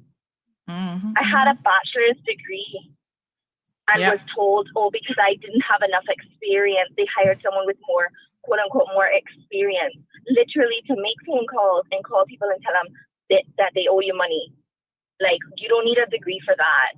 But they hired this person because they also had a bachelor's degree, but they were from the Philippines, and they agreed to work for way less money that the job was even advertised for. So we'll always be at a disadvantage when there are other just as skilled or more skilled laborers who can afford to work for way less because they live 10, 20 in one apartment. And I'm not bashing them. They're doing what they got to do. Yes. It's the people hiring them and choosing cheap labor over skilled Caymanians. Thank you. Definitely. Thank you, caller. I mean, yes, absolutely. That is part of the problem. And here's the thing. As community shoppers and so forth, right? Maybe y'all should stop supporting these businesses who refuse. I mean, I don't know what company that was, but maybe we need to start patronizing and supporting businesses who are doing that. But you know why we do it? Because the cost savings is normally passed on. So you want the cheaper goods, you want cheaper services. Every time something goes up, you complain about the price of it. And labor costs, employment costs, when you are a small and micro business, takes up a large portion of what you have to pay. So everyone who's listening to this who has a little small retail shop, they're like, okay, that's fine. But you as a non-business owner don't understand what goes into having to pay rent in Cayman, how much that rent is going to cost you because it's so exorbitant and expensive. Then you've got your utilities on top of it. Some places that you go and rent, you also have to pay CAM fees, which are like your little maintenance fees and stuff for the complex, right? So you're thousands of dollars in the hole. Then you got to go and pay for staff. So, you know, these people cut corners. And if they can get cheaper staff, and I tell you one thing that's very, very interesting, say what you want about a lot of the Filipino workers, but sometimes they come here with a master's degree and they're willing to take a minimum wage job just to get a foot in the door. But I challenge you to show me where they're going to stay there. They take it as a temporary situation. Once they're here and they get in the community, they start to make connections. Next thing you know, they hear about another job available over here. I remember there was a young lady that used to work at my girlfriend's shop in West Bay, right? Minimum wage position. It's just a one-woman business, one-woman shop. Next thing you know, she's moving over to Tortuga to work in IT because she came here with a bachelor's degree in computer science. Most shopkeepers that are Caymanian don't even have a degree. So I'm saying they come knowing that this is only for time, and then I'm going to move into different positions, and that's really where your jobs are going to be taken, not the minimum wage jobs. They're going to take those other jobs too that require a qualification. Good morning, caller. I had to call back because challenge accepted. Then we get told that we're overqualified because I was willing to take an entry-level job as well. Yes. And then I got told at another place I was overqualified. So I agree with you on a lot. And I'm not saying that this always happens, but it's unfortunate because sometimes, a lot of times, and like I said, I've experienced it. So this is not me talking, whatever. This is talking I think a lot of us have been there, yeah. We get, we're willing to work from the bottom up. I started, my first job was mopping floors and taking out trash at a grocery store. But then you have places where they bring in a foreigner and the Caymanian has to train them. Like we've seen it time and time again where the Caymanian is just as qualified. When the deputy governor himself was asked the question on Radio Cayman, if a Caymanian has the same qualifications as a foreigner that applies for a government job, who gets the job? You know what his response was? Whoever is best suited for the job. So that means if I, as a Caymanian, have a bachelor's degree and say 5 years experience, which is what they advertise the position for, that you need a minimum of 5 years experience, and a foreigner comes with the same degree and 10 years experience, they're likely going to get the job. And to me, that's wrong. That's completely wrong. I'm not saying that we should be entitled Caymanians and whatever, because we know we have some of them. But if we are qualified for the job and we meet the qualifications that they have advertised the position for, the Caymanian should be given preference. Yes. And we see a lot of times in the past where they've actually overinflated the qualifications as well because they have a specific person in mind. I've had that happen to me. Like I've actually sat in an interview and had an expat business owner tell me that despite the fact that I was more than qualified for the job, that they would not be giving me the job because they already had someone very, very specific earmarked for that they had worked with for 20 years. That needed a work permit. And they only trusted her to deal with their stuff, yada, yada, yada. But you know what he said? Because I think he knew exactly where that was going to go. He said, however, I really like you and I think you would bring so much. We will create another position for you because we are a startup and we need help with a lot of different things. And you have that knowledge. I think he also knew the name back in the day. You know what I mean? That's what it's saying. That we know who the frightened comes from.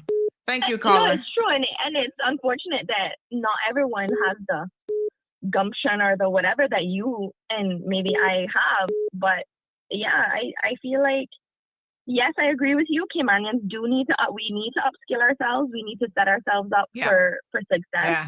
But you see, the problem really is discouraging. Yeah, and the problem is there's too many of us that are not doing that. So this is where, you know, the messaging is important. And I have advocated for Caymanians way before CMR even got started. I was one posting on social media all of these job ads that were ridiculously inflated because obviously they were trying to bring in a work permit holder. But I also see that as a business owner, I also see Caymanians who are showing up in the job and not wanting to show up and not wanting to do what they need to be doing. And so it's a complex issue and we need to address all the elements of it. And we can't show up to the battlefield, right? To fight this battle if we ourselves are not in the right position. Thank you. Thank you. All right, my dear. Good morning, caller. Welcome to the program. Hello, caller. Why is it still ringing when I've answered the call? What the heck is going on with these phones today? Like it showed that I answered the call, but I could still hear it ringing. All right, let me call the caller back. What a mess.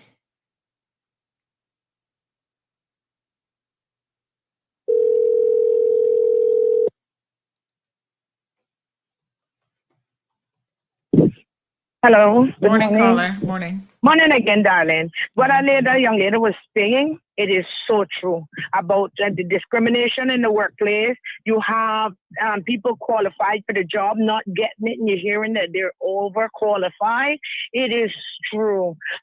I personally used to work at the Ritz-Carlton, and let me tell you, they discriminated against me the most hilarious way, and it's all because I was getting my job done. I was always on time. I was favored by those multimillionaires that own units there, and they didn't like that. They didn't like to see a Caymanian was actually getting notice and assistance from these people. I used to make like $900 check. I mean, tip your child. And that tells you that my job was being done to the best of my ability and pleasing these people. But you got the HR manager and the hotel manager. They wasn't pleased with that. They would have been more pleased if it was a foreigner getting that kind of attention than a Caymanian. They would stoop to the lowest to get me out. They've written me up for loss of keys. When they had the keys hide in the office, they went as far as hire another Caymanian to harass me and terrorize me to get rid of me. We have nobody to stand up for us. None. Because then I remember it was Kurt Tibbett, leader of government business, and I called him. And he did not have the courage or the guts to come out to me and to come out and meet these people to find out what's going on. He called them on the phone. And that went just like that. At the end of the day, we went to court. The judge told we went to tribunal. You know what was said in tribunal? The secretary of tribunal said to me, Miss Welcome, don't worry, not all the time their free spas and their free dinners is going to work around here. But evidently it did, because then they ruled in favor of the Ritz-Carlton. I did not even get servants pay because tribunal ruled in favor of the Ritz-Carlton. We need the discrimination to stop. We need the discrimination for Caymanians to stop, and the sooner the better. We need caring MPs who have our people at heart, want to see our people survive in our own little beautiful island God has lent us. Until then, that's why I hope and I pray and I ask the Lord to give us some spiritual-minded people to step up to the plate to run for this upcoming election. People who fear God and love the Lord. Because if you love the Lord and you fear God, you're going to do right by your people. Have a good day. Thank you, my dear. Well, I hate to give you a reality check, but some of the ones I see coming forward can't even put a sentence together. And it's not me saying that. It's the people that they're going knocking door to door. Those people are saying, how am I going to give this woman a vote? She came to my door and I asked her a question. And she turned around and looked to the person next to her because she didn't know how to answer the question. Why are y'all even running for public office? Well, I know why, but I'm just saying the real reason why is that paycheck looks good, doesn't it? But a lot of you are simply not qualified. But we have set the bar so low that anybody feel like they can run for public office in this day and age. I tell you, I soon get Zeus elected because at least he got better sense than a lot of the other ones. I mean, he's not gonna get much done because he likes to lounge around and be lazy. But nonetheless, he's not gonna do no harm. Put it that way. He's not gonna be selling out the country. We're gonna go a little bit into overtime because so much happened over the weekend. Continue listening on social media, radio folks. We are now done with you all. See y'all tomorrow morning. Y'all got things fired up this morning. So, it's a mess. It's a mess. So many of y'all just need to sit your asses down in this election. I must tell you, I'm very, very disappointed in what I see. How do y'all expect to run a country with $1 billion budget? Some of you still live with your mama. You've never even balanced the budget. You don't even know what a budget look like. You've never looked at financial statements. You know nothing about finance, law, nothing. But you want to run a country. What the hell?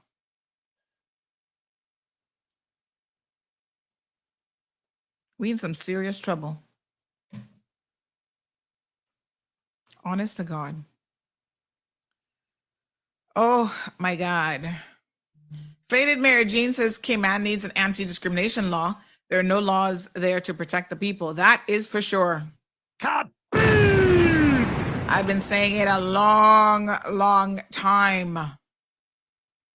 Oh my God. It's ridiculous. This person says the barber shops are all doing illegal activity. They rent their chairs out to other people on permit. Basically, someone takes a permit out for you, but don't have a job for you. And so you're a barber, you can rent a chair from any barber shop at the beauty salon on the beauty salons on Eastern Avenue. They pay about $250 to $300 per week for the chair. This is illegal. Immigration or CBC need to put officers out like back in the day. This person says there are about 11 candidates that might be great people, but that's it. Great people or qualified for the job. Once again, you have to be qualified for the job. So someone made the following suggestion. I think that work permit holders shouldn't be allowed to switch jobs. They should have to return home. And one of my government sources says, good morning. That's what the white paper calls for. You leave the island for 1 year. So you're not coming here and be stripping no jobs. We need to go over that immigration white paper and do like a full summary of it. Who the hell is that? I don't even know who some of these people are. This person's like, oh, so-and-so is running for Georgetown West, the capable candidate. He had a photo shoot this Saturday. Who the hell are these people? If we don't know who the hell they are, photo shoot, y'all better get out there and make people know who you are 6 months before a damn election. That's what y'all better try and do. Oh my God. I don't know who the hell that's supposed to be.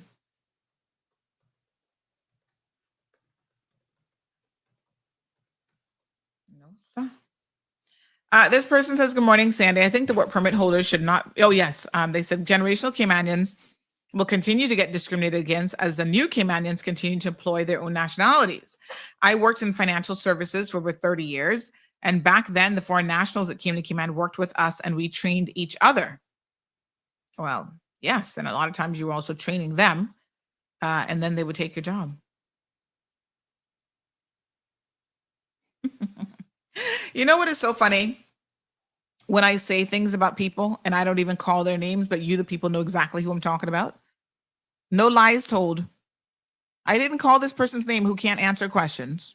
And some little old lady in Georgetown is like, I don't know what she's knocking at my door for because when I ask a question, she can't answer it. Somebody just said, girl, I heard about, and they put it, insert name here.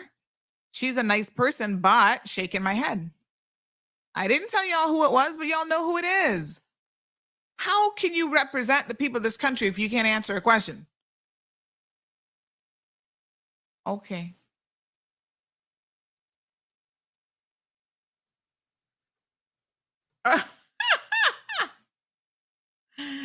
Oh God, when they were naming the candidate that had a photo shoot, let me show y'all. Let me show y'all this candidate. Because I was like, who the heck is that? We need to know who these people are. Hold on. Let me show you this one now. Yes, sir. This is where it's at. Doing a photo shoot this weekend, running for political office. There we go. Give him your vote.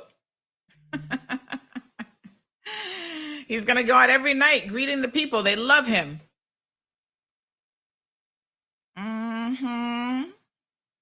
Doing his photo shoot. Let me show y'all another good candidate that is clearly, like I said, ready for the job.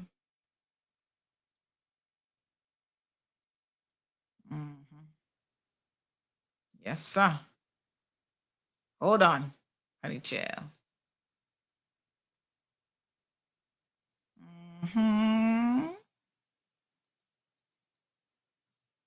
Yep, this is what you're going to get. Sleeping on the job. That's what Zeus is going to be doing. There he is. Oh, yeah. He's going to be sleeping in Parliament, sleeping at the desk. But guess what? He's not going to be taking money from anybody. He's not going to sell you out.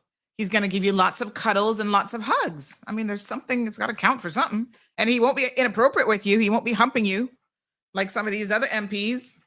So, you know, there you go.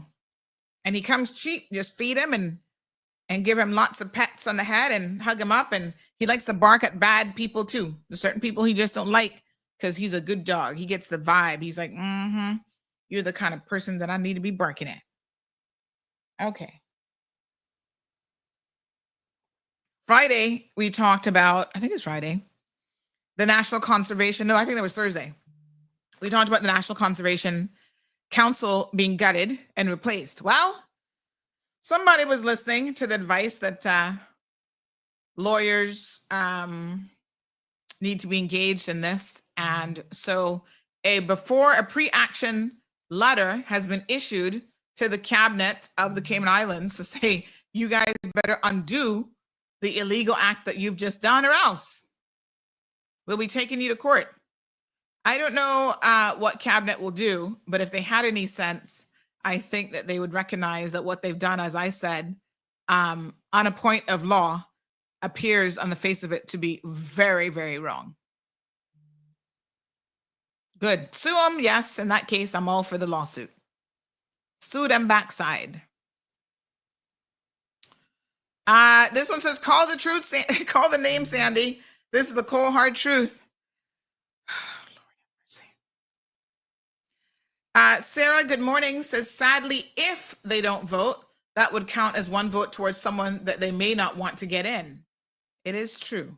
Blitz for Georgetown West, says Sharm. Why you show in the people? Try and behave. Yes, Carrie, I was just going to get to that as well before we start to wrap up here. Faded Mary Jane, give me 1 second, Carrie. So these political candidates are a joke. They're not running for change. They're running for some big change. They're running because they think the people of the islands lack competence and are hoping that they get elected based on who they know, because this is how decisions are made in this country. I see no qualified or suitable people running for election. I wouldn't say none at all, but what I would say, quite frankly, Faded, is very few. That's what I would say. I wouldn't say none at all, but very few would be bringing anything to the table. Andrew says, I wonder how many would be fighting to get into politics if there was only an allowance of $2,500 a month. Honey, chill. Anthony goes on to say, good morning, Sandra and CMR. Immigration and WRC need a serious overhaul and minimum wage set. Discrimination will continue against Caymanians as long as we do not enforce the laws and weed out the things that are happening. I totally agree. All right, let's also talk about this case now. Speaking of dogs, this morning, I wanted to extend my condolences to the owners. I don't know them, but I feel their pain having lost a beloved I've lost many, and anytime you lose one under tragic circumstances in particular, it just is, it's harrowing. And so we wanted to take a moment this morning to let the family, that's Dr. Colin and Jessica Manson at Cayman Vets, know that we're very, very sorry that you found Spike, aka Spiky, under, very tragic circumstances. 3 months now he's been missing. And unfortunately, they found his remains yesterday after finding his collar, and he will not be coming back home. He will not be coming back home. So it's sad. It's very, very sad. I don't even know what to say. Every time my little daughter, we would be driving, she'd see one of the posters. She'd be looking out the window. Now she can see out the window. She'd say, "Mom, I want to find Spike." And I was like, "Why do you want to? I want to return him to the owners," because she loves dogs and love animals. And she would see that and it would make her so sad. I don't even think I can tell her this news, to be honest. I don't know. It's just so horrifying. And I'm very, very sorry. Something has happened to this dog, and somebody knows what happened to this dog, because a dog doesn't go from Selkirk and found all the way in Beach Bay on its own. That dog could not have walked that far.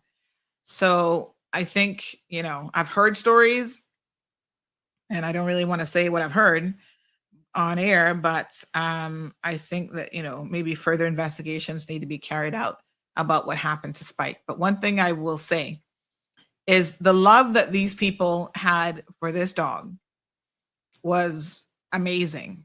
First offering $5,000 for his safe return, and then they doubled it up to $10,000 for his safe return.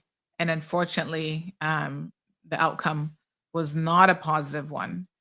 But at least they have some answers. They were able to find him, and they were not left just wondering forever whatever happened to Spike, because that's a type of torment in and of itself, to never know if somebody still has him hidden in their home or where he is. But somebody knows something. And so I'm asking you that if you are that somebody that knows something, please speak up. This is wrong. Animal cruelty is wrong. You shouldn't be stealing people's dogs, and you certainly should not be, they gave people the option that if you took the dog, no police involved, just bring the dog back. We'll just give you the money. They just wanted Spike to come back to them. And so it is a very heartbreaking end to a 3-month-long ordeal. And I'm just very, very sorry for their loss. I, again, could not imagine. So just sad. So our condolences to the family that Spike was a part of. And I understand that he was actually a rescue for them, because there was somebody else who had Spike initially and couldn't afford medical treatments for him. So they relinquished him to the vet owners, and they took him in. So poor little Spike was I guess a little trooper. And he, needed medication and stuff like that, because some dogs, dogs can be diabetic and all sorts of things. So sometimes a dog might look okay, but you don't know that every day their families are taking care of them and they're getting much needed treatment and medication. Made me just want to hug my little one even more.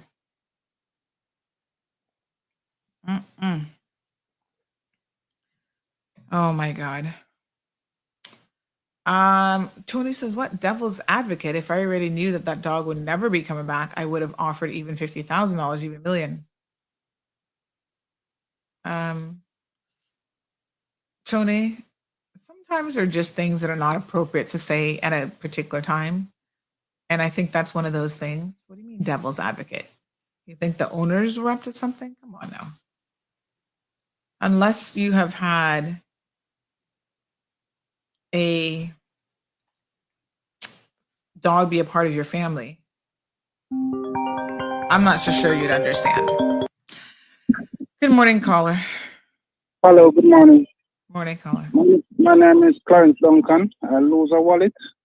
Okay. I'm trying to locate it. So they said I must call this number.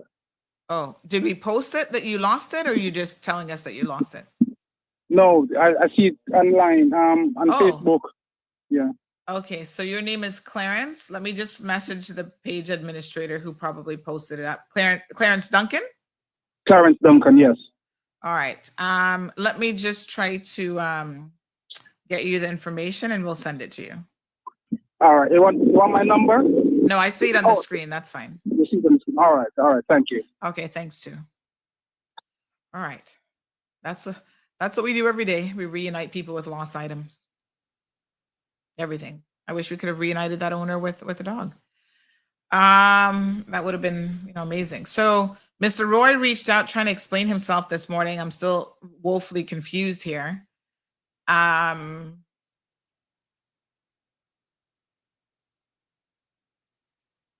don't understand what he's saying, actually. I'm confused.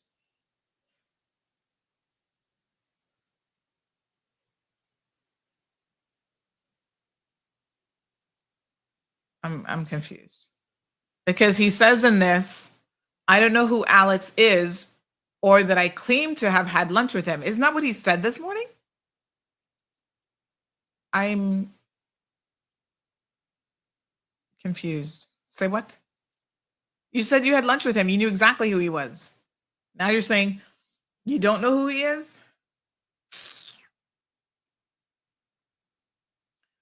Oh, Lord Jesus. Y'all taxing my brain. Y'all taxing me this morning.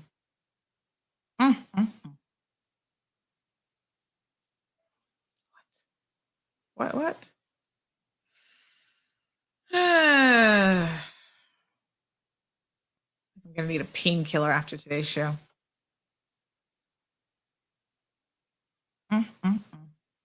Y'all all kind of special. No, I'm not joking. Let me show you. This is what he says. I don't know who Alex is or that I claim to have had lunch with him. There's some misunderstanding. Really? Am I the crazy one this morning? Because I'm sitting here questioning my own sanity. Y'all heard it, right? Lord Jesus. Oh my God. Then he goes on to say,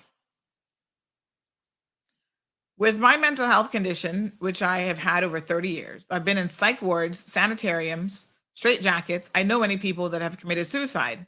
I still don't know who Alex is. Do you understand me? I don't understand how this is misinformation. It's misinformation because you said it. And I was telling you that you were wrong, that you didn't know him, and you were insisting that you did know him. Shaka Zulu said, yes, ma'am. He said those specific words. Gabby said that man blatantly said he knew Alex and had lunch with him before he passed, and that he's best friends with his cousin. I know I was born with a dumb heart, but I ain't fooled like WTF. Now he says he doesn't know him because I sent him the link. I'm like, you don't know this young man. Do not insult this family. Let me just stop. Because this don't make no sense.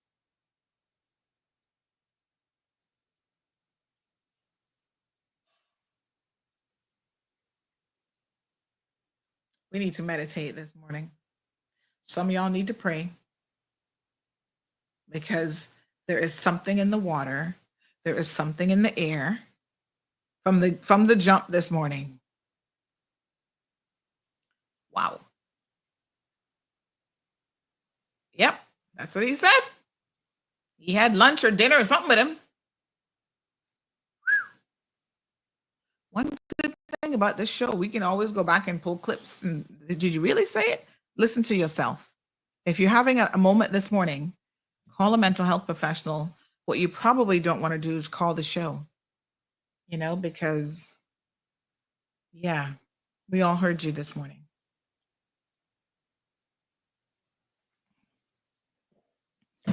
Child, in case y'all have not noticed, one of my goals for 2025 is to remain calm. Sometimes it's not easy to do so. And I got to tell you, part of me believes that getting upset and cursing people out is actually good for your little ticker.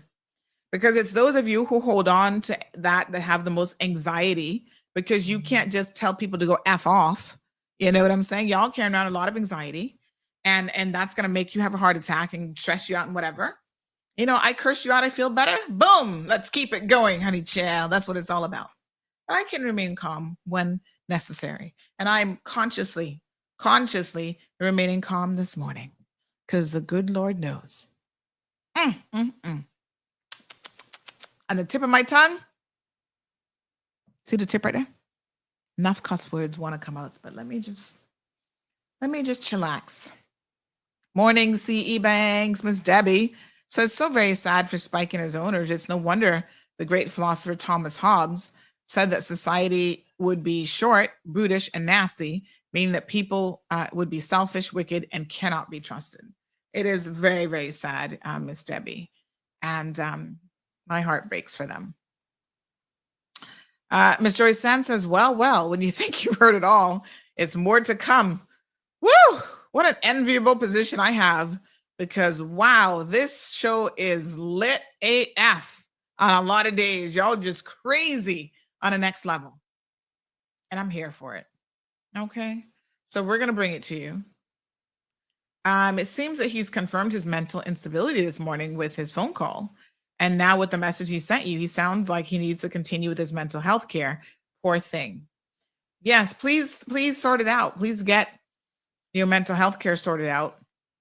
What I would say to you is, what you don't want is to be calling on the show. If you're having a mental health episode, this is definitely not the show for you. Okay?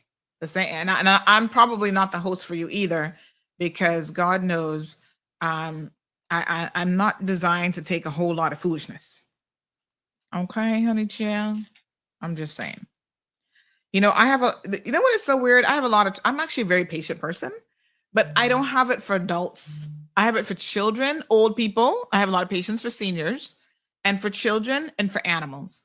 Because they listen, the poor animals, they don't know no better. Zeus be misbehaving and doing the most. I have a lot of patience for him. I'm like, Zeus, stop eating stuff off the grass everywhere you go. I have a lot of patience for him. He's a dog. He will only get as smart as a 4-year-old child.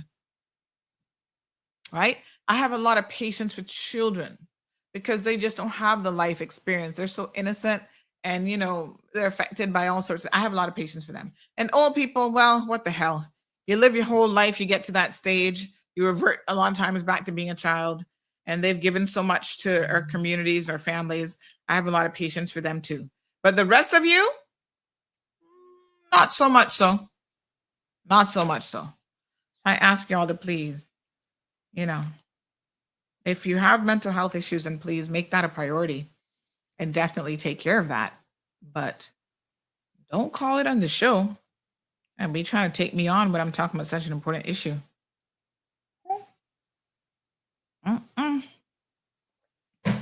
Lord Jesus, I have my eggs. I got my protein that I need to go eat. Sean Wilt said, tell him to call over my radio. Okay, man. I got my protein that I'm going to go eat now. You guys know I've been making some improvements. I've been pickleballing and the works because I'm really quite serious about trying to take this weight off, because it is a necessity for longevity and just a better quality of life and stuff as well. Because I ain't about that life. When it comes to the whole diabetes thing. No, honey child, we're not going there. And so, I am going to do what I need to do. And I think that all of us need to take these things more seriously. And so, yeah, I've been doing good. I put on a dress this weekend. A lot of times I'm not stepping on the scale yet, but you put on a particular dress and you're like, oh my gosh, I got room in this dress.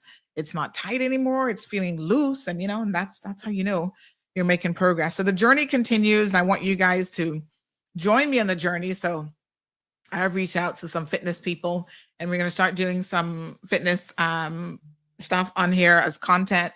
And I definitely want you guys to join in. Remember now, exercise isn't about the weight loss. That's about, keeping the limbs supple, feeling good, and all those other benefits that you get from exercising.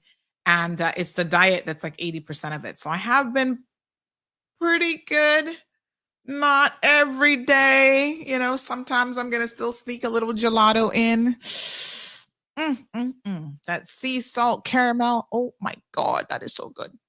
So yes, there'll be times I sneak in a little something, something, something. But if I'm like 80%, 90%, I'm going to cheat about 10 to 15% of the time. So I have not been drinking any sodas. I had one on Saturday. We had a little games night, so I did have a soda on Saturday. And it doesn't even taste the same anymore, but I've been trying to stick to teas and water. I know I still have to increase my water intake, so I'm really trying to work on that a lot. And cutting out any sweet drinks, even natural juices. So, a lot of you think that natural juices are healthy. Well, they're better than sodas, but when it comes to the sweet, sugary stuff, they're still just as bad, actually. So a lot of them are full of sugars. So there's a saying that you eat your food, don't drink your food. And that's very, very true. So try to stay away from drinking, and you consume empty calories and empty sugar and stuff. And that sugar it's digested differently by the body because you're not eating it. It doesn't go through the digestive system to break down, and you don't get the benefits of fiber and all the other stuff. You actually are drinking it. And, I was talking to a colleague recently, and they were saying the advice from the nutritionist is don't forget that when you juice something, like say you eat an apple, right? You eat an apple, you eat that one apple. You're normally going to feel some degree of saturation. Is saturation the right word? Satiety from the apple. So in other words, you're going to feel full. Okay. And you've gotten the benefit of the fiber. You're chewing it. So the process is slower, how it gets into your system, the whole 9 yards. If you drink apple juice, how many apples does it take to produce that much juice? Say 4 ounces, 6 ounces of juice. It takes a lot of apples because you're extracting the fiber and you're just drinking the juice. You're getting like a shot of that straight sugar, no benefits of chewing it, no benefits of the fiber, none of that. And so despite the fact saturation, is that the right word? The fact that I'm a person who actually loves. Hold on, let's get this word right. Hold on. Can I hear it? I can't hear it. Satiation. Satiation. All right, that's how we satiation. There we go. The fact that I love smoothies, but what I love about them is the fact that they're sweet. Let's be honest. Like I love the blueberry, the bananas, all the sweet fruits, mango and cantaloupes and even coconut. You can make a coconut smoothie. Oh my God, they're so good. But it's all sweet. That's why we love it. So I have kind of given up smoothies for the meantime. And the way that I'm going to look at smoothies going forward, or any kind of a sweet drink, is treat it like a dessert. So in other words, when I kind of get to where I want to be, maybe I'll treat myself to a smoothie once a month, as opposed to having it 3 or 4 times a week, right? Because you can see where that can quickly add up into calories that you get zero nutritional value from, quite frankly. But yes, I love a smoothie. So sometimes you got to give up the things that you love for your health. So yes. Okay.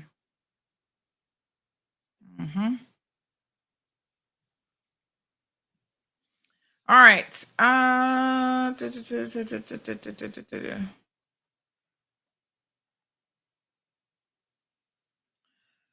All right. I think that's it. Okay.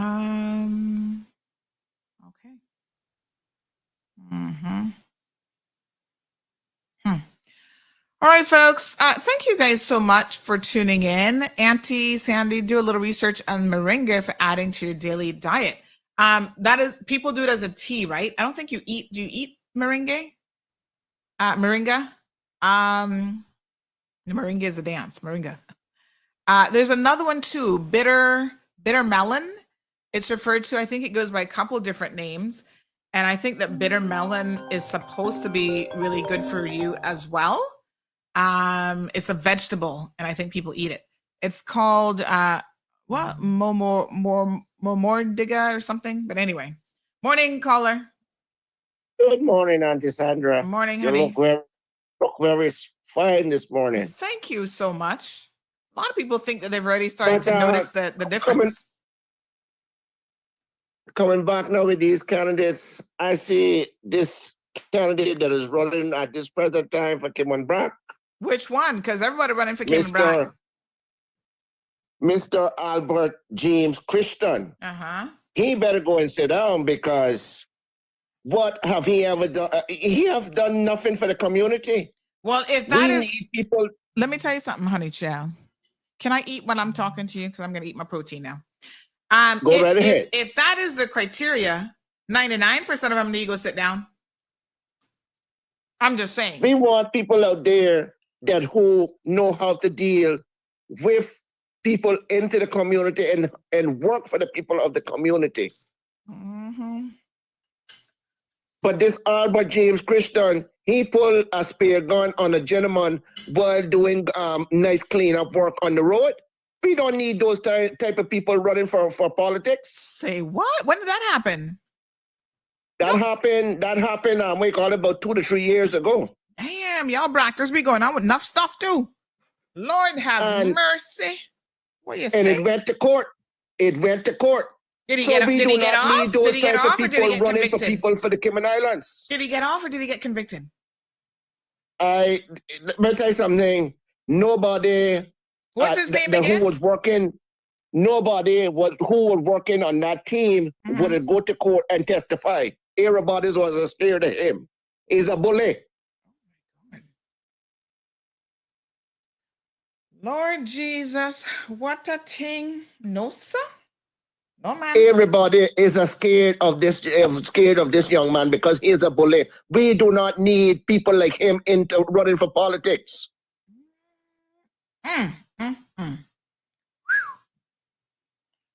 Lord have mercy. Wow. So he better take his $1,000 and sit down. Ay. Well, I know the Brock seems to have a lot of people coming out of the woodworks this year. I tell you. Oh yeah, a lot of them. And a lot of them going nowhere. What a hot mess. But what about this? I hear Julie coming back, you know? Well, I heard so too, and you know what I mean? Like what my grandmother always tell me, where you see fire, you see smoke. Aye. Wow. She don't want to leave, apparently. But I figured the stakes are too high. The stakes are too high. Yeah, I figured as much. Thank you, my dear. You have a good day, Auntie Sandra. You too. All righty. Wow. Pretty crazy. Pretty wild and crazy. No, sir. I don't know what to say. I mean, I don't know the man, and I don't know about the allegations against him, but wow. Good morning, caller. Good morning, honey child. It's me again. Honey child. Oh, I need to God. tell you. But on a different note, I want to thank you. I want to thank you very much on behalf of me and my seniors for coming out on Valentine's night and being with our seniors. They were so excited and all the photo taking. They loved the photos with you. So, Thank and you. also, I also want to say publicly thanks to everyone who reached out and who commented happy birthday for me. It was an awesome birthday. I had an awesome day. So I really appreciate Aren't it. you lucky to be born on Valentine's Day? Oh my gosh. My mom, I was a lover. I would say so. Wow. Yes. So thank you very much. Very we good, very really good. appreciate it. We really enjoyed your presence. Yeah, and I Have mean a it was blessed- brief, and don't forget now, I'm on the hook this week to provide some food to your seniors, Thursday, right? God's will. Thursday, yes. God's will. All right, All right. we'll discuss Thank the you, menu. darling. All right, honey. Uh-huh. Okay, bye-bye. Okay, good. Bye-bye. Now, you know when I cook, I like to cook. So I got to talk to Miss Stacy about what we're going to put on Thursday's lunch menu. Because, honey, child, they got to have some brownies for sure. Maybe I start them off easy. So we'll do some brownies. I was thinking maybe something simple like curry chicken, a little bit of rice, veggies, and definitely some brownies. Should I make them another little cake, you think? They're seniors, so I don't want to give them too many sweets. So maybe just the brownies. I made brownies this weekend too. Johan, did you get your brownies yesterday? I noticed he didn't mention them though. Piggly Wiggly, did you get your brownies yesterday? No, man, Johan been losing weight too. Mess with him. Yes, sir. All right, beautiful people. Everybody good? Even if you're not good, there's only so much I can do for you today. Wow, what a show. Woo! Strong will says Sandy. I like the face expressions. You killing me. I don't know what else to say. What else to do? Oh my God. Some oatmeal and raisin cookies. Ew. I do not like oatmeal and raisins in anything. I don't even like it like hot oatmeal with raisins. I don't know. Raisins, I like in things like salads and stuff, but I don't normally like raisins in anything sweet. It's weird, but I don't like raisins in dessert.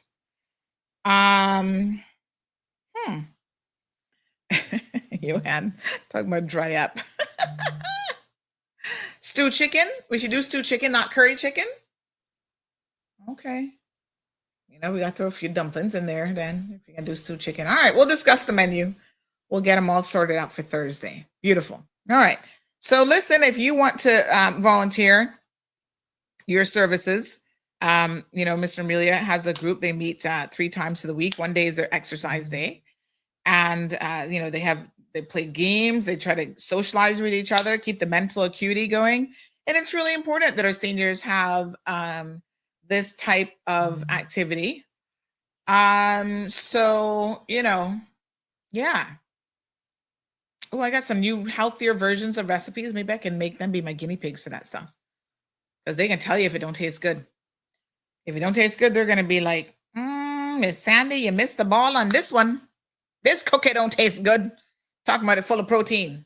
Take it back. Oh, my God.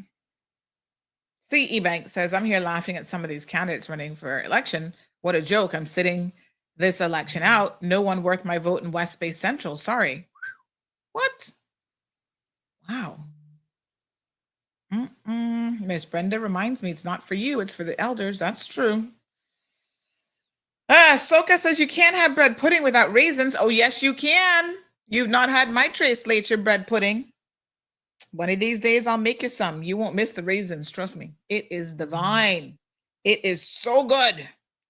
People who don't even normally like bread pudding, they'd be like, oh, this bread pudding. Chicken is more economical. Maybe some have ulcers or spice issues. All right, we'll figure it out. Okay, folks, that's all she wrote. Thank you guys so much. Some gooey chocolate chip and walnut cookies. Boy, y'all hungry this morning, not true? All right, see you guys tomorrow morning. Tune in early, 7:30 a.m. Have a beautiful day. We'll see you then. Thank you for tuning in to another episode of The Cold Hard Truth on Bobo 89.1 FM. Cayman's #1 talk show is live weekdays from 7:30 a.m. Never miss an episode again. Watch anytime on CMR's Facebook and YouTube channels for the latest show episodes. Don't forget to follow us online on our social media channels and visit CaymanMarlRoad.com for all the latest news and community happenings.